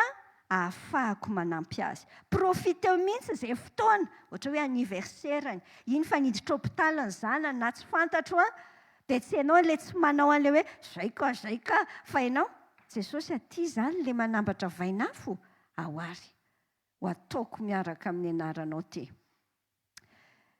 dia tsy mifaly amin'ny fahoriana enonao tsara ty teny ao amin'ny ohabolana faha 4:20 anjeny faha 7:20 ty ohabolana 4:20 aza faly raha lavo ny fahavalonao hoe ary aza ravoravo ny fonao raha tafitohana izy fandrao hitan'i Jehovah izany ka ataony ratsy ary ampialainy amin'ny fahatezerany lalina koa ilay tenin'ny tompo tsy mifaly amin'ny fahoriana ary ny zavatra farany ao anatin'izay didy folo izay ilay didy volamena ilay lalàna volamena ny fifandraisana fa ny Matthieu 7:12 indray no akatsika azy fa mitovy amin'ilay Matthieu Luka 9:3 mihitsy izay tiako ataony amiko no ataoko aminy izay ilay lalàna volamena ary izay ny didy fahafolo raisitsika ao anatiny hoe didy folo ny fitiavana olona manahirana PowerPoint iray farany slide farany omeko anao dia ity fa ianao mbola mandika be ny zavatra farany teneniko anao fanalahidy ahoana ny havitana izany rehetra zany ianao sao ampitoerana eo mafana fa ataoko hoe okey izany mihitsy hoe ny ataonao eo dia hoe aminao tandremo sao dia diso ezaka ianao raha avako fa izany zavatra rehetra izany moa ianao rehefa mihaino an'izany tsy miteny ianao hoe aizaky tiana ny havitako an'izany raha ianao miteny hoe ao fa ho ataoko izany dia vitako problema ianao fa tsy ahavita mihitsy ianao. Tsy possible vitatsika mihitsy izany. Ny fanalahidiny amin'ity olona saritiavina raha afako dia ny jaona toko 5:10. Jaona toko 5:10 afaka vakianao ray manontolo ny tenin'Andriamanitra ao fa ny andininy 5 ihany ny raisintsika asianao hamarana anazy. Jesosy miteny hoe izany voaloboka ho izy, ianareo ny sampany. Izay miray amiko, izay ny lakile. Izay miray amiko ary izaho aminy dia mamobe izy. Fa raha misaraka amiko kosa nareo tsy mahay ninninna. Tsy possible ho vitanao mihitsy io. Raha tsy ilay Andriamanitra mihitsy nge no aga-perse. Andriamanitra mihitsy. Izay ny jaona voalohany toko 4:12 nanompanana antsika an'izao seminaire antsika izao. Andriamanitra mihitsy no antsoina hoe fitiavana. Dia avelao ny fanahy masina hoy ny Romanina 5:5 mandrotsaka ny fitiavan'Andriamanitra ao anatinao. Raha tsy izay ilay izy tsy mety. Dia ilay izy tsy hoe tamin'ny ianao nandray an'i Jesosy tamin'ny 2019 hoe efa nangataka tamin'ny tompo aho tamin'iny.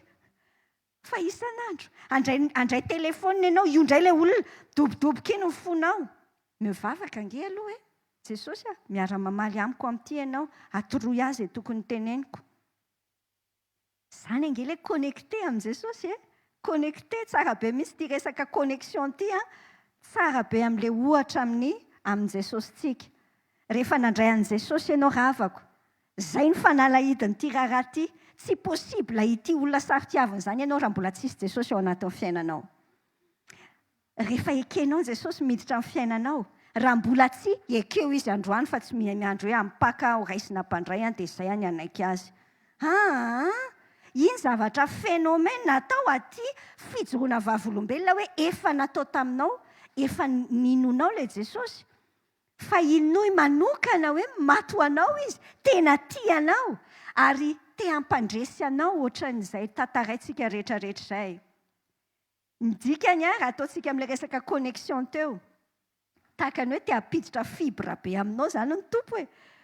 Dia ianao manaiky installena ilay tsy haiko Starlink ilay sa Asa sa tsy fantatro fa ilay izy fibre be an'Andriamanitra tonga dia tena gogo be mihitsy. Wifi be an-lanitra mihitsy nataon'ny tompo ao aminao ao. Izay ny dikany hoe manana an'i Jesosy tsika. Efa installé tsy ilay fozahorana intsony ny telefonina antsika amin'ny fiainana. Fa tena tonga dia Android. Tonga dia 1.0 tsy fantatro 4.0 amin'ny lanitra. Connecté amin'ny lanitra. Fa ny dikany, na misy wifi raha misy an'izany io telefoninanao io. Jereo ny telefoninanao zao hoe rehetra mpanao direct rehetra ihany misy wifi ny telefonina zao ny zavatra ataony. Fa ianao tsy connecté ato. Raha tsy miconnecte amin'ilay izy ianao. Ny dikan'izay ilay mandeha amin'ny fanahy raha avako. Isan'andro ianao. Ty fiainana kristianina ity tsy resaka ty ampiangonana fotsiny. Fa isan'andro izay ilay olona mahasosotra eny an-dalana eny. Fa exercice ireny. Fa satria adinonao ny klikan'ilay hoe tendrena ilay wifi andeha. Dia avelao télécharger ny tompo ao aminao ilay fitiavany. Dia hitanao hoe koay! Ary tsy nampoziko indray hoe tsy tezitra mahagaga. Ianao ary ho gaga amin'ny tenanao. Tompo miasa. Taontsika asianao hivavaka dia hoentsika amin'ny tompony fotsika.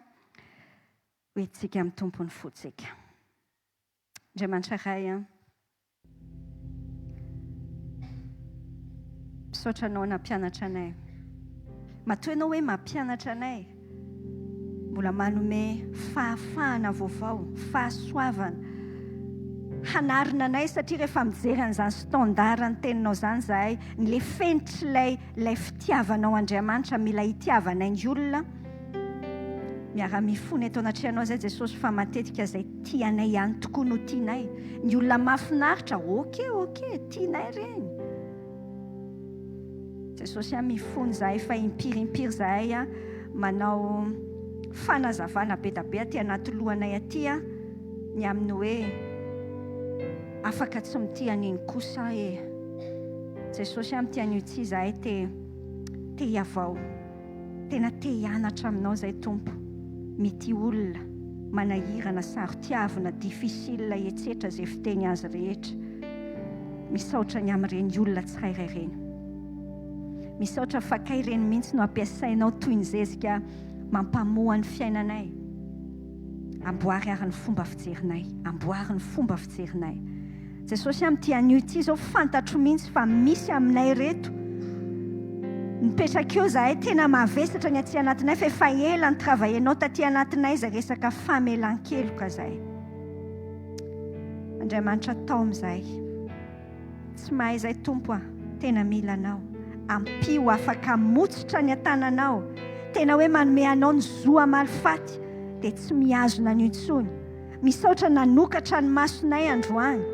Fa kay izay ihany no voapozina. Izay mihitsy le ho faty raha ohatra ka misotro an'io poziny tsy famelan-keloka sy fitahirizana fahatezerana io. Ny fahendren'izay Jesosy misaotra anao. Misaotra manavao anay. Mameno anay ny fanahinao, andehananay mity tahaka anao. Mora fo, mora fanahy amin'ny olona tsy misaotra sy ny ratsy fanahy. Tanterahanao aminay zany dia misy hainga avao amin'ny fiainanay rehetra amin'ny anaran'i Jesosy. Amen. Amen.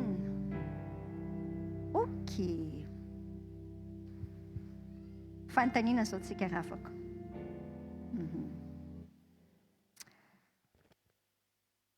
Ato misy fanontaniana? Dia ato misy fanontaniana? Ya. Oman, ato koa. Tonga dia efa afaka manangan-tanana ianao dia amin'izay hitantsika tsara ny... Azafady tompoko, le didy folon'ny fitiavana teo tsy voaray le farany indrindra liko sa Matthieu moa izy teo. Matthieu 7:12. Matthieu 7:12.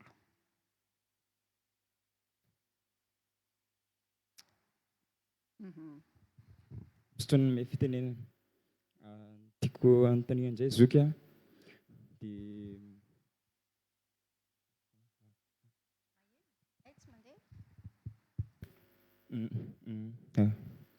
hoe misy olona hoe tena hoe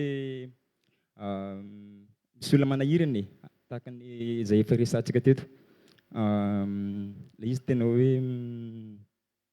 olona mpiara-mianatra dia manahirana ohatran'izay. Izy rehefa hoe izy aloha tonga dia hoe tsy tiana hoe tampoka izany izy. Hoe tsy tiany amin'izao fotsiny fa hoe tsy misy hoe ratsy hoe nataoko anazy na hoe nanao ratsy anazy fa hoe tsy tiany amin'izao fotsiny. Dia rehefa hoe arabako izy dia hoe tsy tia maly zany. Hoe mody hoe mamaly foana hoe ahoana. Dia izy koa mazava ho azy efa tsy te-hiresaka amiko raha teo. Fa maha-kristianina azy zany, mampianatra ny tompo anazy dia tsy mety amiko mihitsy hoe isy olona hoe tsy fankahazo aminazy zany mihitsy. Dia izaho foana manao hoe premier pas. Izay mantsy hoe ampianaran'ny tompo. Hoe ny tompo foana no manao premier pas amintsika. Dia izay foana koa no ataoko. Dia tsy reraka mihitsy manao izay akaikaizako anazy. Hoe mifandray aminazy foana. Fa izy dia tsy mety misokatra aminahy mihitsy. Fa manao an'izay foana izy. Manjabaraby, manao tena hafahafa. Isaka amin'ny tena dia mahita kianina foana izy. Dia mangina foana avy eo mantsy dia fa tena misy tena hoe matouché anahy ilay izy. Dia eo dia nefa ilay nefa izy ilay tena hoe izay ilay mampianatra ny tompo dia tena hoe tsy maintsy mitia anazy hoe fomba madio fa tsy hoe amina hoe avesarana. Dia tiako anontaniana hoe ino zany no hoe tokony hoe ho ataoko no tokony ho ataoko hoe tokony ho tohizako ihany ve ny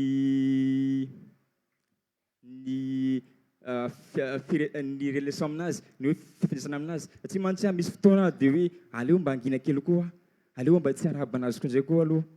Dia mandalo izy dia izy tsy miarahaba mihitsy izy dia mandalo fotsiny izy dia za koa misy fotoana dia nangina kely. Dia nefa tsy mety ho izay zavatra izay. Dia ina tokony ataoko hoe mba tokony ho tohizaka any ve ilay zavatra ilay fifandraisana aminazy sa hoe angina foana sa hoe inona no tokony ataoko. Ok, ilay izy moravako hoe mpiara-mianatra. Dia ny fomba fifandraisana amin'ilay izy dia hoe izy moa dia tena hoe evereko hoe misy fotoana ihany koa tena fahendrena ny manaja ny safidin'ny olona. Manaja ny safidin'ny olona hoe tsy te hifandray izy. Raha misy tranga anankiroa mantsy, misy olona tsy hanananao safidy fa mila hifandraisanao. Ohatra izany hoe ny olona fianakavianao, raha ohatra hoe misy zavatra tena mila hifampiresahana. Fa raha ohatra an'izany dia hoy aho hoe tsy fantatro hoe tsy haiko ka tsy fantatro koa moa hoe lehilahy sa vehivavy ilay olona ohatry ny ahoana fa azoko lasaina hoe te hanao mpianatra ilay izy dia hoy aho afaka manohy miarahaba ianao miarahaba fa raha ilay olona tsy vonona amina fifandraisana lalina kokoa dia atao izy. Atao izy fa mety vao maika ara lasa raha ohatra izany izao vehivavy ohatra izao izany raha ny andafy ary izany dia efa atao hoe harcèlement. Raha ohatra ka hoe misisika ihany tsika nefa ilay olona tsy te hiresaka tsy mazoto. Mety hoe tsisy resaka amoramora ilay izy fa mety hoe mba te hinamana fotsiny fa ilay olona mety tonga dia mety miaraka miratra ny rehetrarehetra ny amin'ny fiainany ihany tonga dia mirejeté be fotsiny hoe ianao koa lehilahy dia ohatr'izao ianao dia tsy dia hoy aho hoe manaja ao anatin'ny fitiavana mihitsy koa no manaja ny safidin'ny olona hoe ohatran'izay izany dia tsy mila hoe mifandray be, tsy hoe hiavonavona fa afaka mifandray ohatra mpiara-mianatra tsotra dia mifampiarahaba raha misy zavatra hoe ilaina dia afaka mifampiresaka, raha misy soa azo atao dia afaka manara-roatra. Izay ngamba ny amaliko an'indry raha avako. Taiza moa nisy fanontaniana izay tatsy ambadika tatsy? Ya. Mbola misy ve ato amin'ity ilany ity? Atoko rehefa avy eo.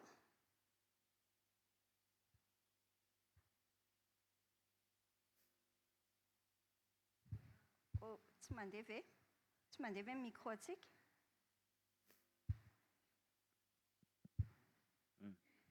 Dia ity micro ity dia avy eo izaho mampiasa. Aleo izaho mampiasa an'ity dia ity azafady alay. Azafady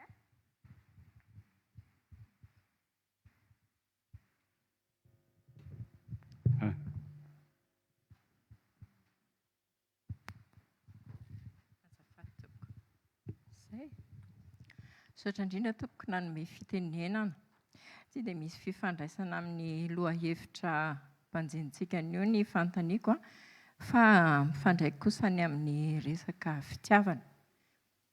Dia manitikitika ny saiko hoe ahoana re no mety échec et mère de succès eo amin'ny fanambadian'ny olona nandihy divorce izany. Dia misy olona izany manam-paniriana hanao remariage civil, remariage religieux.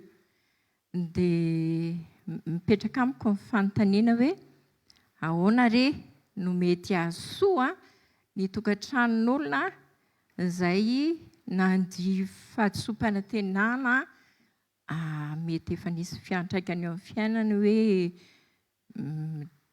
araka ny lesona andraisina teo aloha hoe lasa misy tsy fahatokisan'olona izany ny fiainana, nisy mihitsy ny eritreritra hoe tsy te hity olona intsony sy ny sisa. Dia ahoana re no mety hahasoa ny tokantranon'ny olona sahala amin'izay. Saotra tompoko. Saotra tompoko mazava ny fanontaniana. Hoe hoe ny fototra ny hahasoa tsy maintsy misy an'ilay soa tafiditra ao anatin'ilay fiainan'ilay ankonana ilay vaovao. Jesosy rery izay tsara izay. Ny hampatsara an'io tokantrano io dia rehefa basé Korintiana 1:7-1:12 hoe Jesosy ny fototra miorina ao amin'ny tompo. Miorina ao amin'ny tompo ilay olona anankiroa miainga any amina fibebahana mihitsy aloha. Misy zavatra mila hibebahana, ilay lasa rehetrarehetra hibebahana. Ny zavatra ohatr'izany tsy ny antsika ankehitriny mantsy lany ohatrany hoe moramora, ohatrany hoe moramoraina kely izany daholo ny fiainana dia mety fa ny fahasoavana be amin'izany izao tena hoe manao dinika miaraka amin'ny mpitandrina manao tena misy thérapie kely mila atao mihitsy aloha zay vao miditra ao anatin'ilay fanambadiana amin'ny fanasitranana ny ratra ny tsinety rehetra ny fanadiovana ny zavatra tany. Raha miteny an'ilay Matthieu 7:20 ny tenin'Andriamanitra ny amin'ny 5 ilay hoe raha misy manambady an'izay voasotra dia mijangajanga izy. Matetika ny anatin'ny saina zany tonga dia misaina fotsiny hoe tsy mahazo atao zany andro mariage dia mety misy zavatra samihafa toy izany fa eo mihitsy le tranga hoe afaka tena miara-midinika tsara ny mpanompon'Andriamanitra hoe manahoana tsara ilay izy fa io Andriamanitrantsika io dia Andriamanitra ny deuxième chance be mihitsy ny Andriamanitrantsika. Fa eo le tsy niezaky ny tenantsika hoe raha vao tsy misy Jesosy ny ao anatin'ilay izy dia hoy ny film teo ihany ny andeha hiverina amin'ny fomba ratsy kokoa aza indray rehefa kelikely dia fa tena ny ahatonga izay zavatra azo atao rehetra zany mba hahatonga ny hoe le lela dia Jesosy ny tompony ary le vehivavy dia Jesosy ny tompony ary le tokantrano dia Jesosy ny tompony. Izay ihany ny ampatonga ny hoe tafita raha ohatra ka tsisy an'izay ravako dia mijanona tsy manambady tsony. Setra ny Jesosy. Ok, atonga amin'ny ravako. Dia mety hoe mbola misy faraparany ve? Atsy ambadika atsy mbola misy ray farany angamban'ilay latsy ambadika. Misaotra amin'ny fitenenana. Ny fanontaniana zany hoe raha ohatra ka hoe izy olona nanana ratra be tany amin'ny lasa. Za koa nanana ratra be tany amin'ny lasa. Dia ohatrany hoe tamin'ny fotoana ratsy indrindra tamin'ny fiainana zany izay no niona. Dia ilay izy zany ohatra mifandray amin'ilay fanontaniana teo satria ilay izy ireo mariage ny vady zany izay. Avy eo izy lasa saritiavana be, za koa lasa saritiavana be. Dia izay ohatrany hoe samy tsy teo samy miezaka nefany samy reraka. Dia avy eo mifandratra nandratra anazy dia izy koa avy eo nandratra be anahy. Dia avy eo izy lasa. Dia rehefa lasa izy izay vao tonga saina amin'ny zavatra bebebe.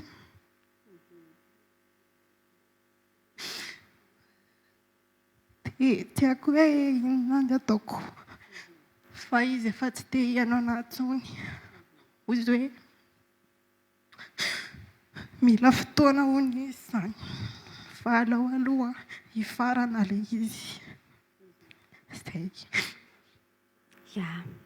Tena azontsika mihitsy any anatin'ny fonse zany sady tsy hoe azontsika fotsiny fa azon'i Jesosy be.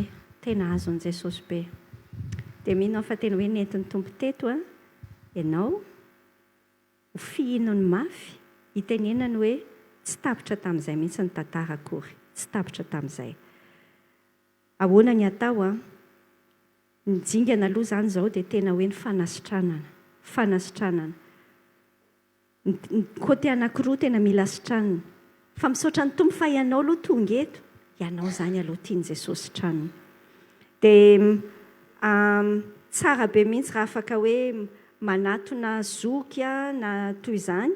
Ny fikambanana CFNJ moa tena ohatrany mihitsy moa ny antom-pisian'ny fikambanana RC manampy isany ao anatin'ny tanjonay ny hoe kristianina miaina salama. Za koa tamin'ny fiainako mba tena feno ratra be ohatran'izay ary everiko hoe izay ny zavatra nampakafoiazy be le 13 taona voalohany. Fa ohatran'izay mihitsy ilay izy hoe misy zavatra vokatry le ratra dia misy lasa atontinao amin'ilay olona nefa ilay olona tsy afaka hanome azy. Dia vizana be fa manao langage na sourd-muet be dia vao maika vizana. Dia nidikany kay Jesosy manasitrana. Tena sitranan Jesosy total be mihitsy ataoko hoe mi-exagéré ve za hiteny hoe total fa nidikany eo andalam-pasitranana foana moa tsika amin'ny fiainana fa misy zavatra seho an'ny tompo tsikelikely eny. dia hoy aho hoe nataony jesosy tamiko raha ngah dia ataony aminao koa. Izay aloha ny zavatra voalohany, enao aza mieritreritra an'ilay olona be aloha ny ataontsika amin'ilay olona. Avelao izy aloha aka espace kely. Izao nge mahafinaritra be miaraka amin'i Jesosy any amin'ny ohabolana any miteny ny tenin'Andriamanitra hoe ny fony mpanjaka azy dia ohatran'ny rano eo an-tanany. Vavaka ny atao azy, vavaka ny atao azy. Misy fotoana amin'izay rehefa manomboka sitrana dia mety hoe mirenouer relation fotsiny aloha mety tsy juste tsy misy resaka mpivady aloha fa hoe andao ohatra mifampikôty indray ngamba na tsy fantatro le atao fa ny tompo mitarika. Dia izao io Andriamanitrantsika io Andriamanitra ny fanantenana rehetra, ny fanantenana rehetra. Raha ohatra ka tena nanao ireo mariage ianao, ny dikany raha ny soram-panambadiana mihitsy tsy fantatro moa raha hoe tonga tany amin'inona le hoe avelao aoko izao, fa tazomeo anatrehan'ny tompo izay. Tazomeo anatrehan'ny tompo fa ho an'ny tompo fanekeny, sarobidy, masina, tsy haiko daholo izay fomba hitenenana azy amintsika hoe tena manan-danja ary Andriamanitra mihitsy no miantoka. Rehefa avelantsika Andriamanitra miantoka io fanekentsika io dia tamy izy amin'ny angady sy ny arona amin'ny fotoanany tsy ampozinao akory dia amin'ny fotoana tsy haiko na amin'ny herintaona indray tsika manao conférence eto ohatr'izao dia mijoro vavolombelona ianao hoe za le ohatr'izao dia raina ny tompo vavaka manao fa tompo miasa. Farany sisa ravako dia zay mbola misy iray farany le olona ray tatsy safady. Misaotra betsaka na mefa micro azafady. Le marina moa fa misy le vaky teny ohatr'izao any am-piangonana dia zay ny tena ilaina le conférence ohatr'izao, zany hoe tena tokony mba misy zany any amin'ny fiangonana ohatrany hoe indray mandeha isam-bolana satria afaka anazavana tsara, anazavana zavatra tsara ohatr'izao. Satria raha mieritreritra le teny aminao zany ohatrany hoe ahoana marina moa zany le hoe fahavalo, hoe misy fahavalo tokony hatraiza zany fetra le fahavalo satria ohatrany hoe fampianarana zany hoe raha misy mangalatra zany ny ombinao dia hoe ty mbola misy vola taraiky koa zany ho eto any. Satria raha raisinao aneritreritra zany le izy ohatrany hoe raha misy vola mpanjakana zany ahodikodiny olona dia mbola ho ampiana ihany koa zany le nangalariny teo. Raha ho raisinao arak-hevitra le izy zany zay ny tena ilaina le fampianarana ohatr'izao zany na sanatrenatreny hoe misy mangalatra ny zavatra tam-piangonana dia mbola tsy tokony ho asiana griza fa hoe mbola tokony ho alefa zany ny zavatra sasa azonao le izy le amin'ny fampianarana zany hoe misy fetrana ve hatraiza le fahavalo hoe omena an'le hoe famelana io zany zavatra remarika anankiray zany. Dia amin'le momba an'izay le resaka fitiavana zay zany misy fampianarana manao hoe rehefa olona ray hoe nanambadika ny sarabady raha tsy maty iny tsy tokony hanambady tsony ka zay zany mety hoe mety manao marina ny fanazavana an'izay zavatra zay satria misy fampianarana any amin'ny radio dia ohatrany hoe zay mihitsy ny teneniny tokony mijanona amin'izao anao hoe miandry an'le fahafatesany anankiray vao afaka mampiakatra. Sotra tompo. Endreravako hatraiza le hoe fahavalo tsika sy ianao tsy hoe tsika no manangana le fahavalo fa le fahavalo misy. Ndikany hoe fahavalo dia olona mikasa ratsy ho anao, mikasa ratsy, mikasa ny anisy ratsy anao dia izay zany mitsangana ho fahavalo. Le tenin'Andriamanitra tokoa anie dia raisintsika ao anatin'le izy iray manontolo, le izy iray manontolo. Ny dikany ny tenin'Andriamanitra zany zao miteny amintsika hoe tsika mitantana ny zavatra, mpitantantsika manager ny zavatra omeny tompo atsika. Adinina amintsika io, dikany tsy hoe akory hoe zay le tsy andraisana azy tokoa arabaky teny hoe tiako alaivo daholo ary ny zavatra hafa rehetra satria tsy mpitantana. Le nalainy rehefa lalina be ny mahazo azy miaraka amin'ny tompo avy eo fa tsy mpitantana tsara. Dikany ao anatin'ny contexte ny tenin'Andriamanitra ray manontolo mihitsy no andraisantsika anazy ohatran'le ohatra andraisintsika hoe raha ohatra tsy haiko moa na andraisintsika moa zany na tsy teo raha hoe mangataka aminao foana le olona, mangataka izy misy olona tena ohatran'izany mihitsy tsy tiany mihitsy ianao anana fa vao tonga azony an-tsaina mihitsy hoe fandraisam-bola dia tamy izy ary fantany fa ianao le tsotra be dia tamy izy angataka dia hoy aminao hoe sahi miteninao ary lenao nefany tena hitarika anazy mihitsy ao anatin'ny satria tsy fahendrena, tsy mampandroso anazy ho azany le manome an'le izy foana, mahatonga anazy ho dépendant aminao, mahatonga anazy tsy hiasa nefa ny tenin'Andriamanitra miteny hoe izay tsy miasa dia aoka izy tsy hihinana. Ny dikany mety lasa mampirisika azy hanota indray tsika raha ohatra ka ka tsy misaina tsara zany le tenin'Andriamanitra. Za mihitsy le teny amin'ny Kolosiana toko voalohany iny miteny hoe andao a fenona ny mivavao i Paoly mivavaka i Paoly mba ho fenona ny fahalalana ny sitrapon'Andriamanitra tsika amin'ny fahendrena sy ny fahazavantsaina rehetra. Fa tsy hoe mandray tenin'Andriamanitra tsika dia tonga dia inona hoy tonga dia izay zany no izy. Fa mila fahendrena sy fahazavantsaina rehetra. Resaka remariage everiko hoe mety tsy tena qualifié be hiteny aminao an'izany tsara satria samy mety manana ny faharesan-dahatra ny daholo ny olona ao anatin'le rarin. Ny anahy ny hevitro amin'izany dia hozy aho hoe tsara kokoa miresaka amin'izay mpitandrina amin'izay ray aman-dreny fiangonana misy an'ny tsirairay satria samy manana ny ho anahy zany zao ohatra faharesan-dahatra ty zay ohatran'le lazainy Camille Malsa izy Camille mihitsy ny teny an'iny hoe tsy voatery hoe zay ny marina fa ho anahy azo atao tsara ny remariage raha ohatra ka mazava tsara ny dosiana paseanao. Nandeha tsara ny fibebahana, tena nisy fibebahana satria mila hibebahana, mila mibebaka arsea ao anatin'le satria hoe halan'Andriamanitra ny divorce. Fa raha miteny hoe halan'Andriamanitra le izy dia miteny ataoko hoe exception anatin'le farangisosina miteny zavatra Jesosy miteny an'iny hoe raha afa-tsy noho ny fijangajangana. Misy zavatra zany zay tsy tiako hoe alalinina be eto satria manjary sady lany ny fotoana no mety handray vilany ianao satria zay mihitsy ny tiana hoe nona hoe ay tonga dia hisaraka zany va mety ilay izy. Nefany misy zavatra mety lalina be mihitsy ny zavatra resahana ao anatiny zay vao tonga ny anatina décision ana divorce sy tonga amina décision ana hoe hiverina hanambady. Dia everiko fa fahendrena kokoa zay raha afako. Misaotra anao amin'ny zavatra rehetra ny amin'ny faharetanao mareta kely ihany aloha ianao fa kely sisitsika mamarana an'izao fotoana izao. Dia anasan'ny pasteur Manatsoa hiresaka kely amintsika vetivety an'ity fiangonana FMTA fahasoavana be ity resaka kely amintsika amin'izay izy dia miverina eo izany mamarana fotoana avy eo.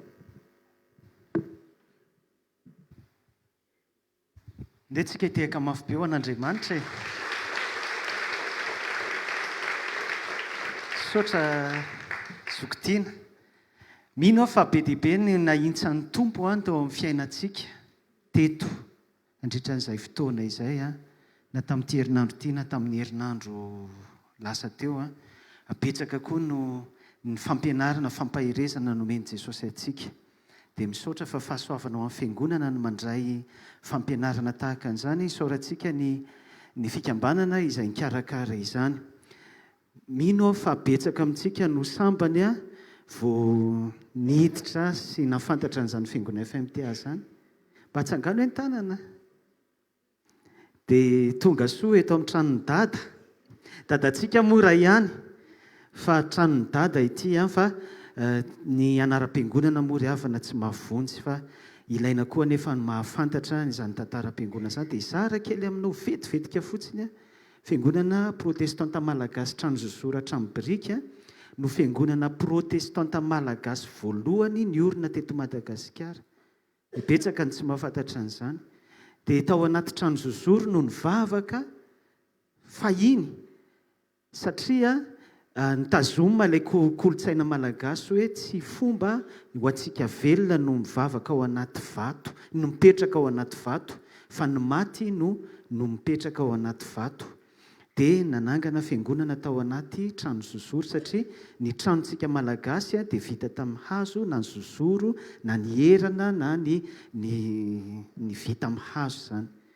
Fa taty aoriana rehefa navita trano biriky kosa dia nitazoma ilay anarana hoe trano zozoro trano biriky.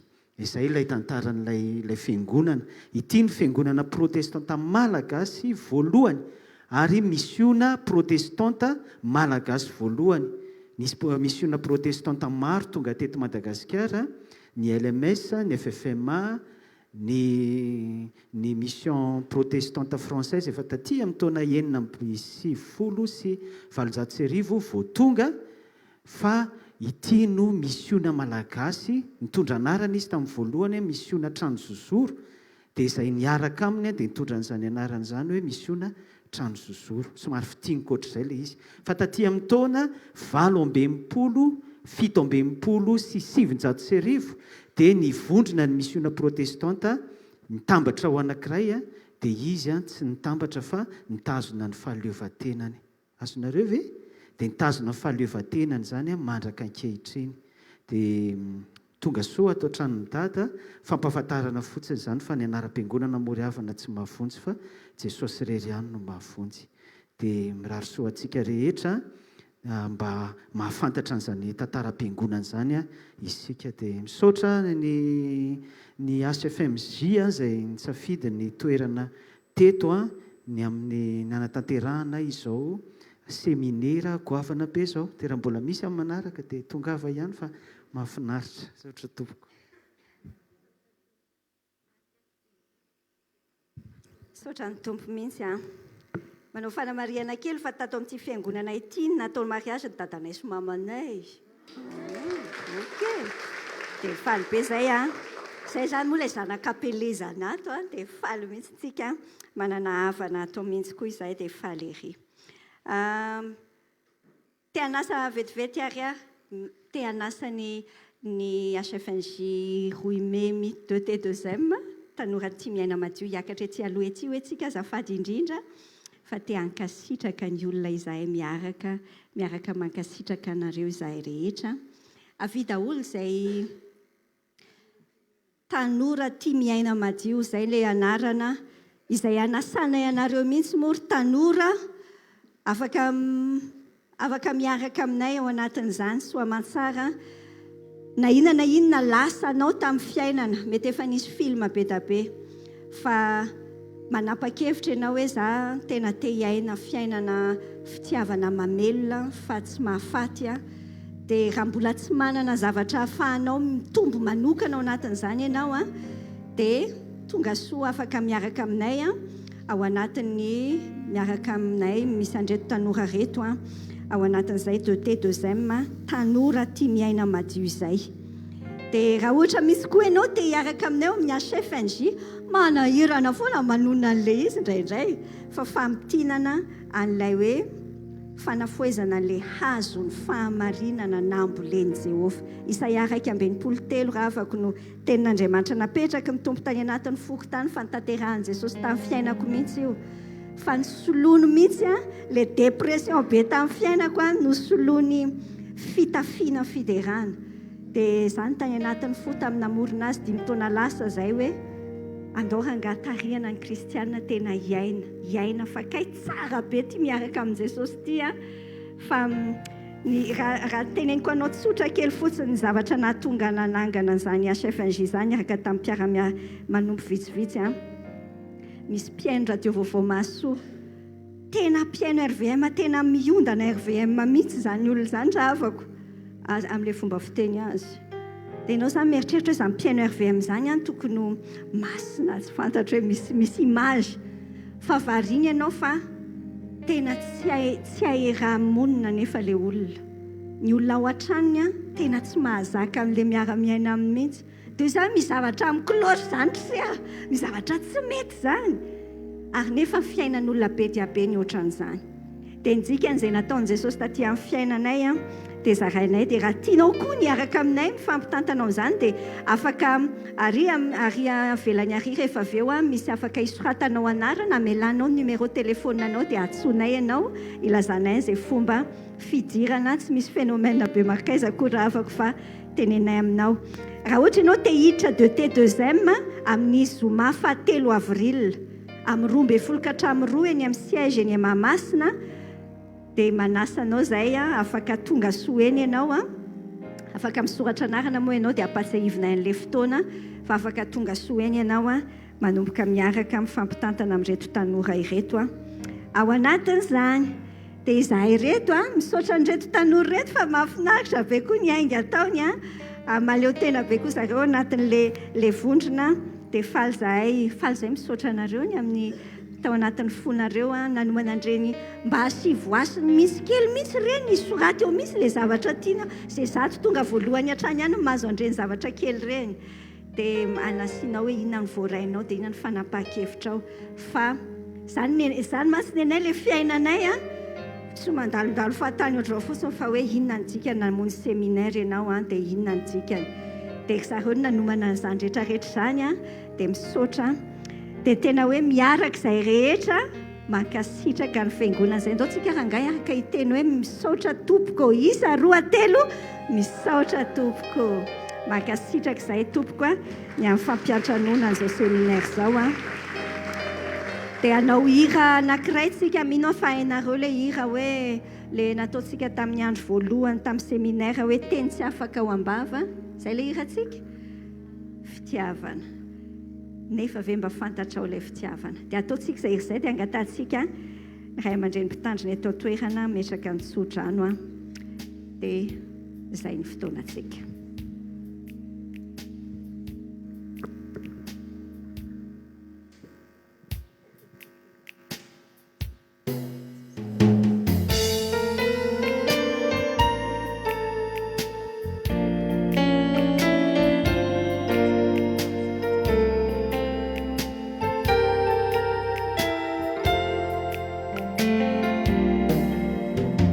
Teny tsy afaka ao am-bava fitiavana ny tanorako miandrandra fitiavana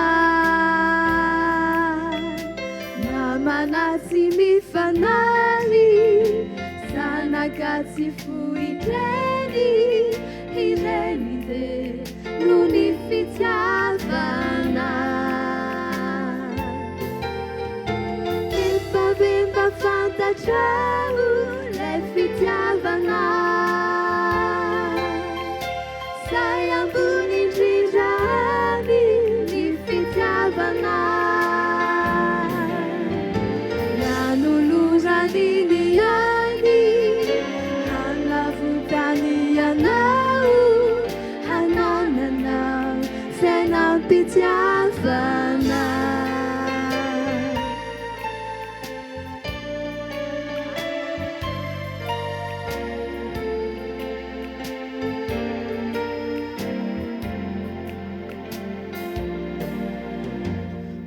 Anao vao fitakiny fitiavana ka tsy te andre intsony fitiavana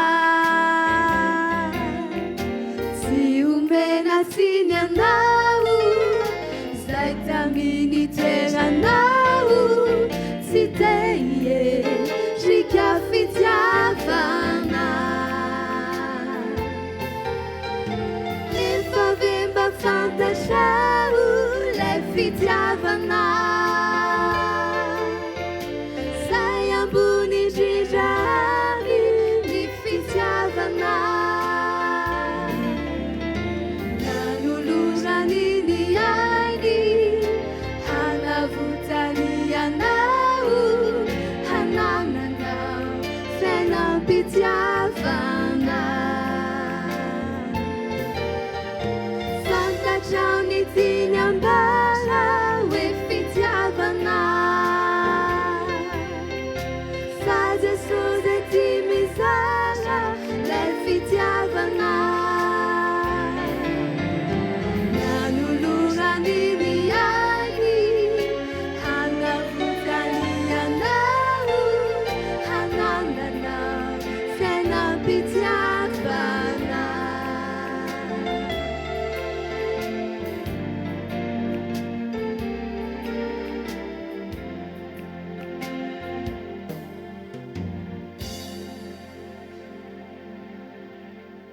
le tsika riavana hitsangana hamarana izao fotoana izao dia ny hira enina sy dimanjato a no hiraitsika enina sy dimanjato ny andiny rehetra no andeha ataontsika ka ny andininy voalohany a dia asaiko manokana ny vehivavy no hira azy nisan'ny andiny no iombonantsika ny andininy faharoa dia isika lehilahy no hira azy ary ny andininy fahatelo a dia isika rehetra kosa no hira azy tsy misy miadana kafapo vehivavy zany mihira voalohany a dia avy eo a ny lehilahy dia iombonantsika ny andininy fahatelo farany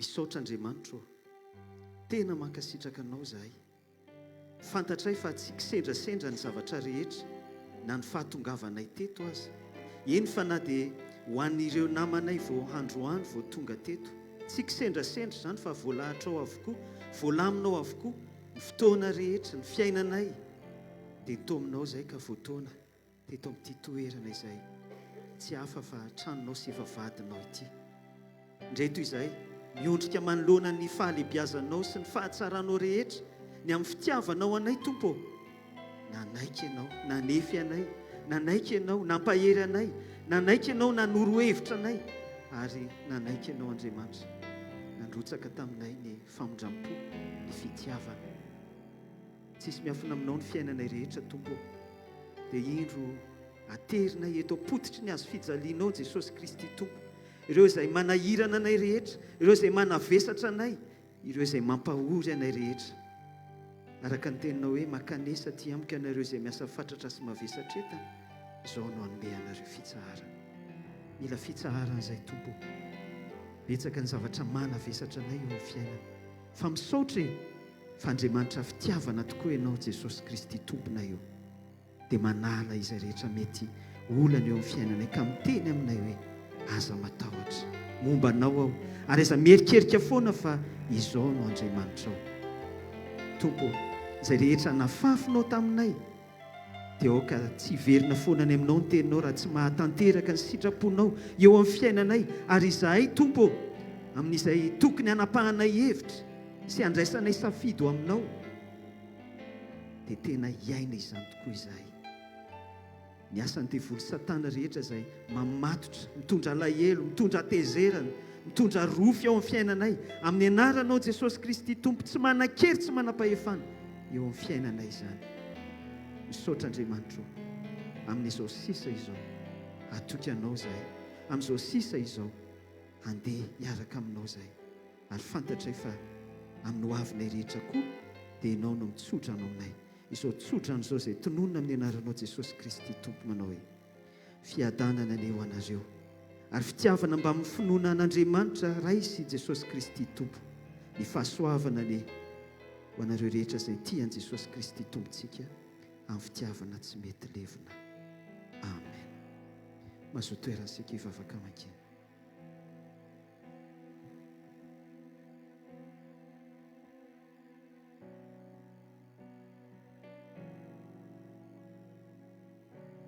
voninahitra ho any amin'ny avy indrindra ho an'Andriamanitra ary fiadanana ety ambony tany ho an'ny olona akasitrahana amin'ny anaran'ny Ray sy ny Zanaka ary ny fanahy masina. Amen. Samy tahian'Andriamanitra ry havako malala.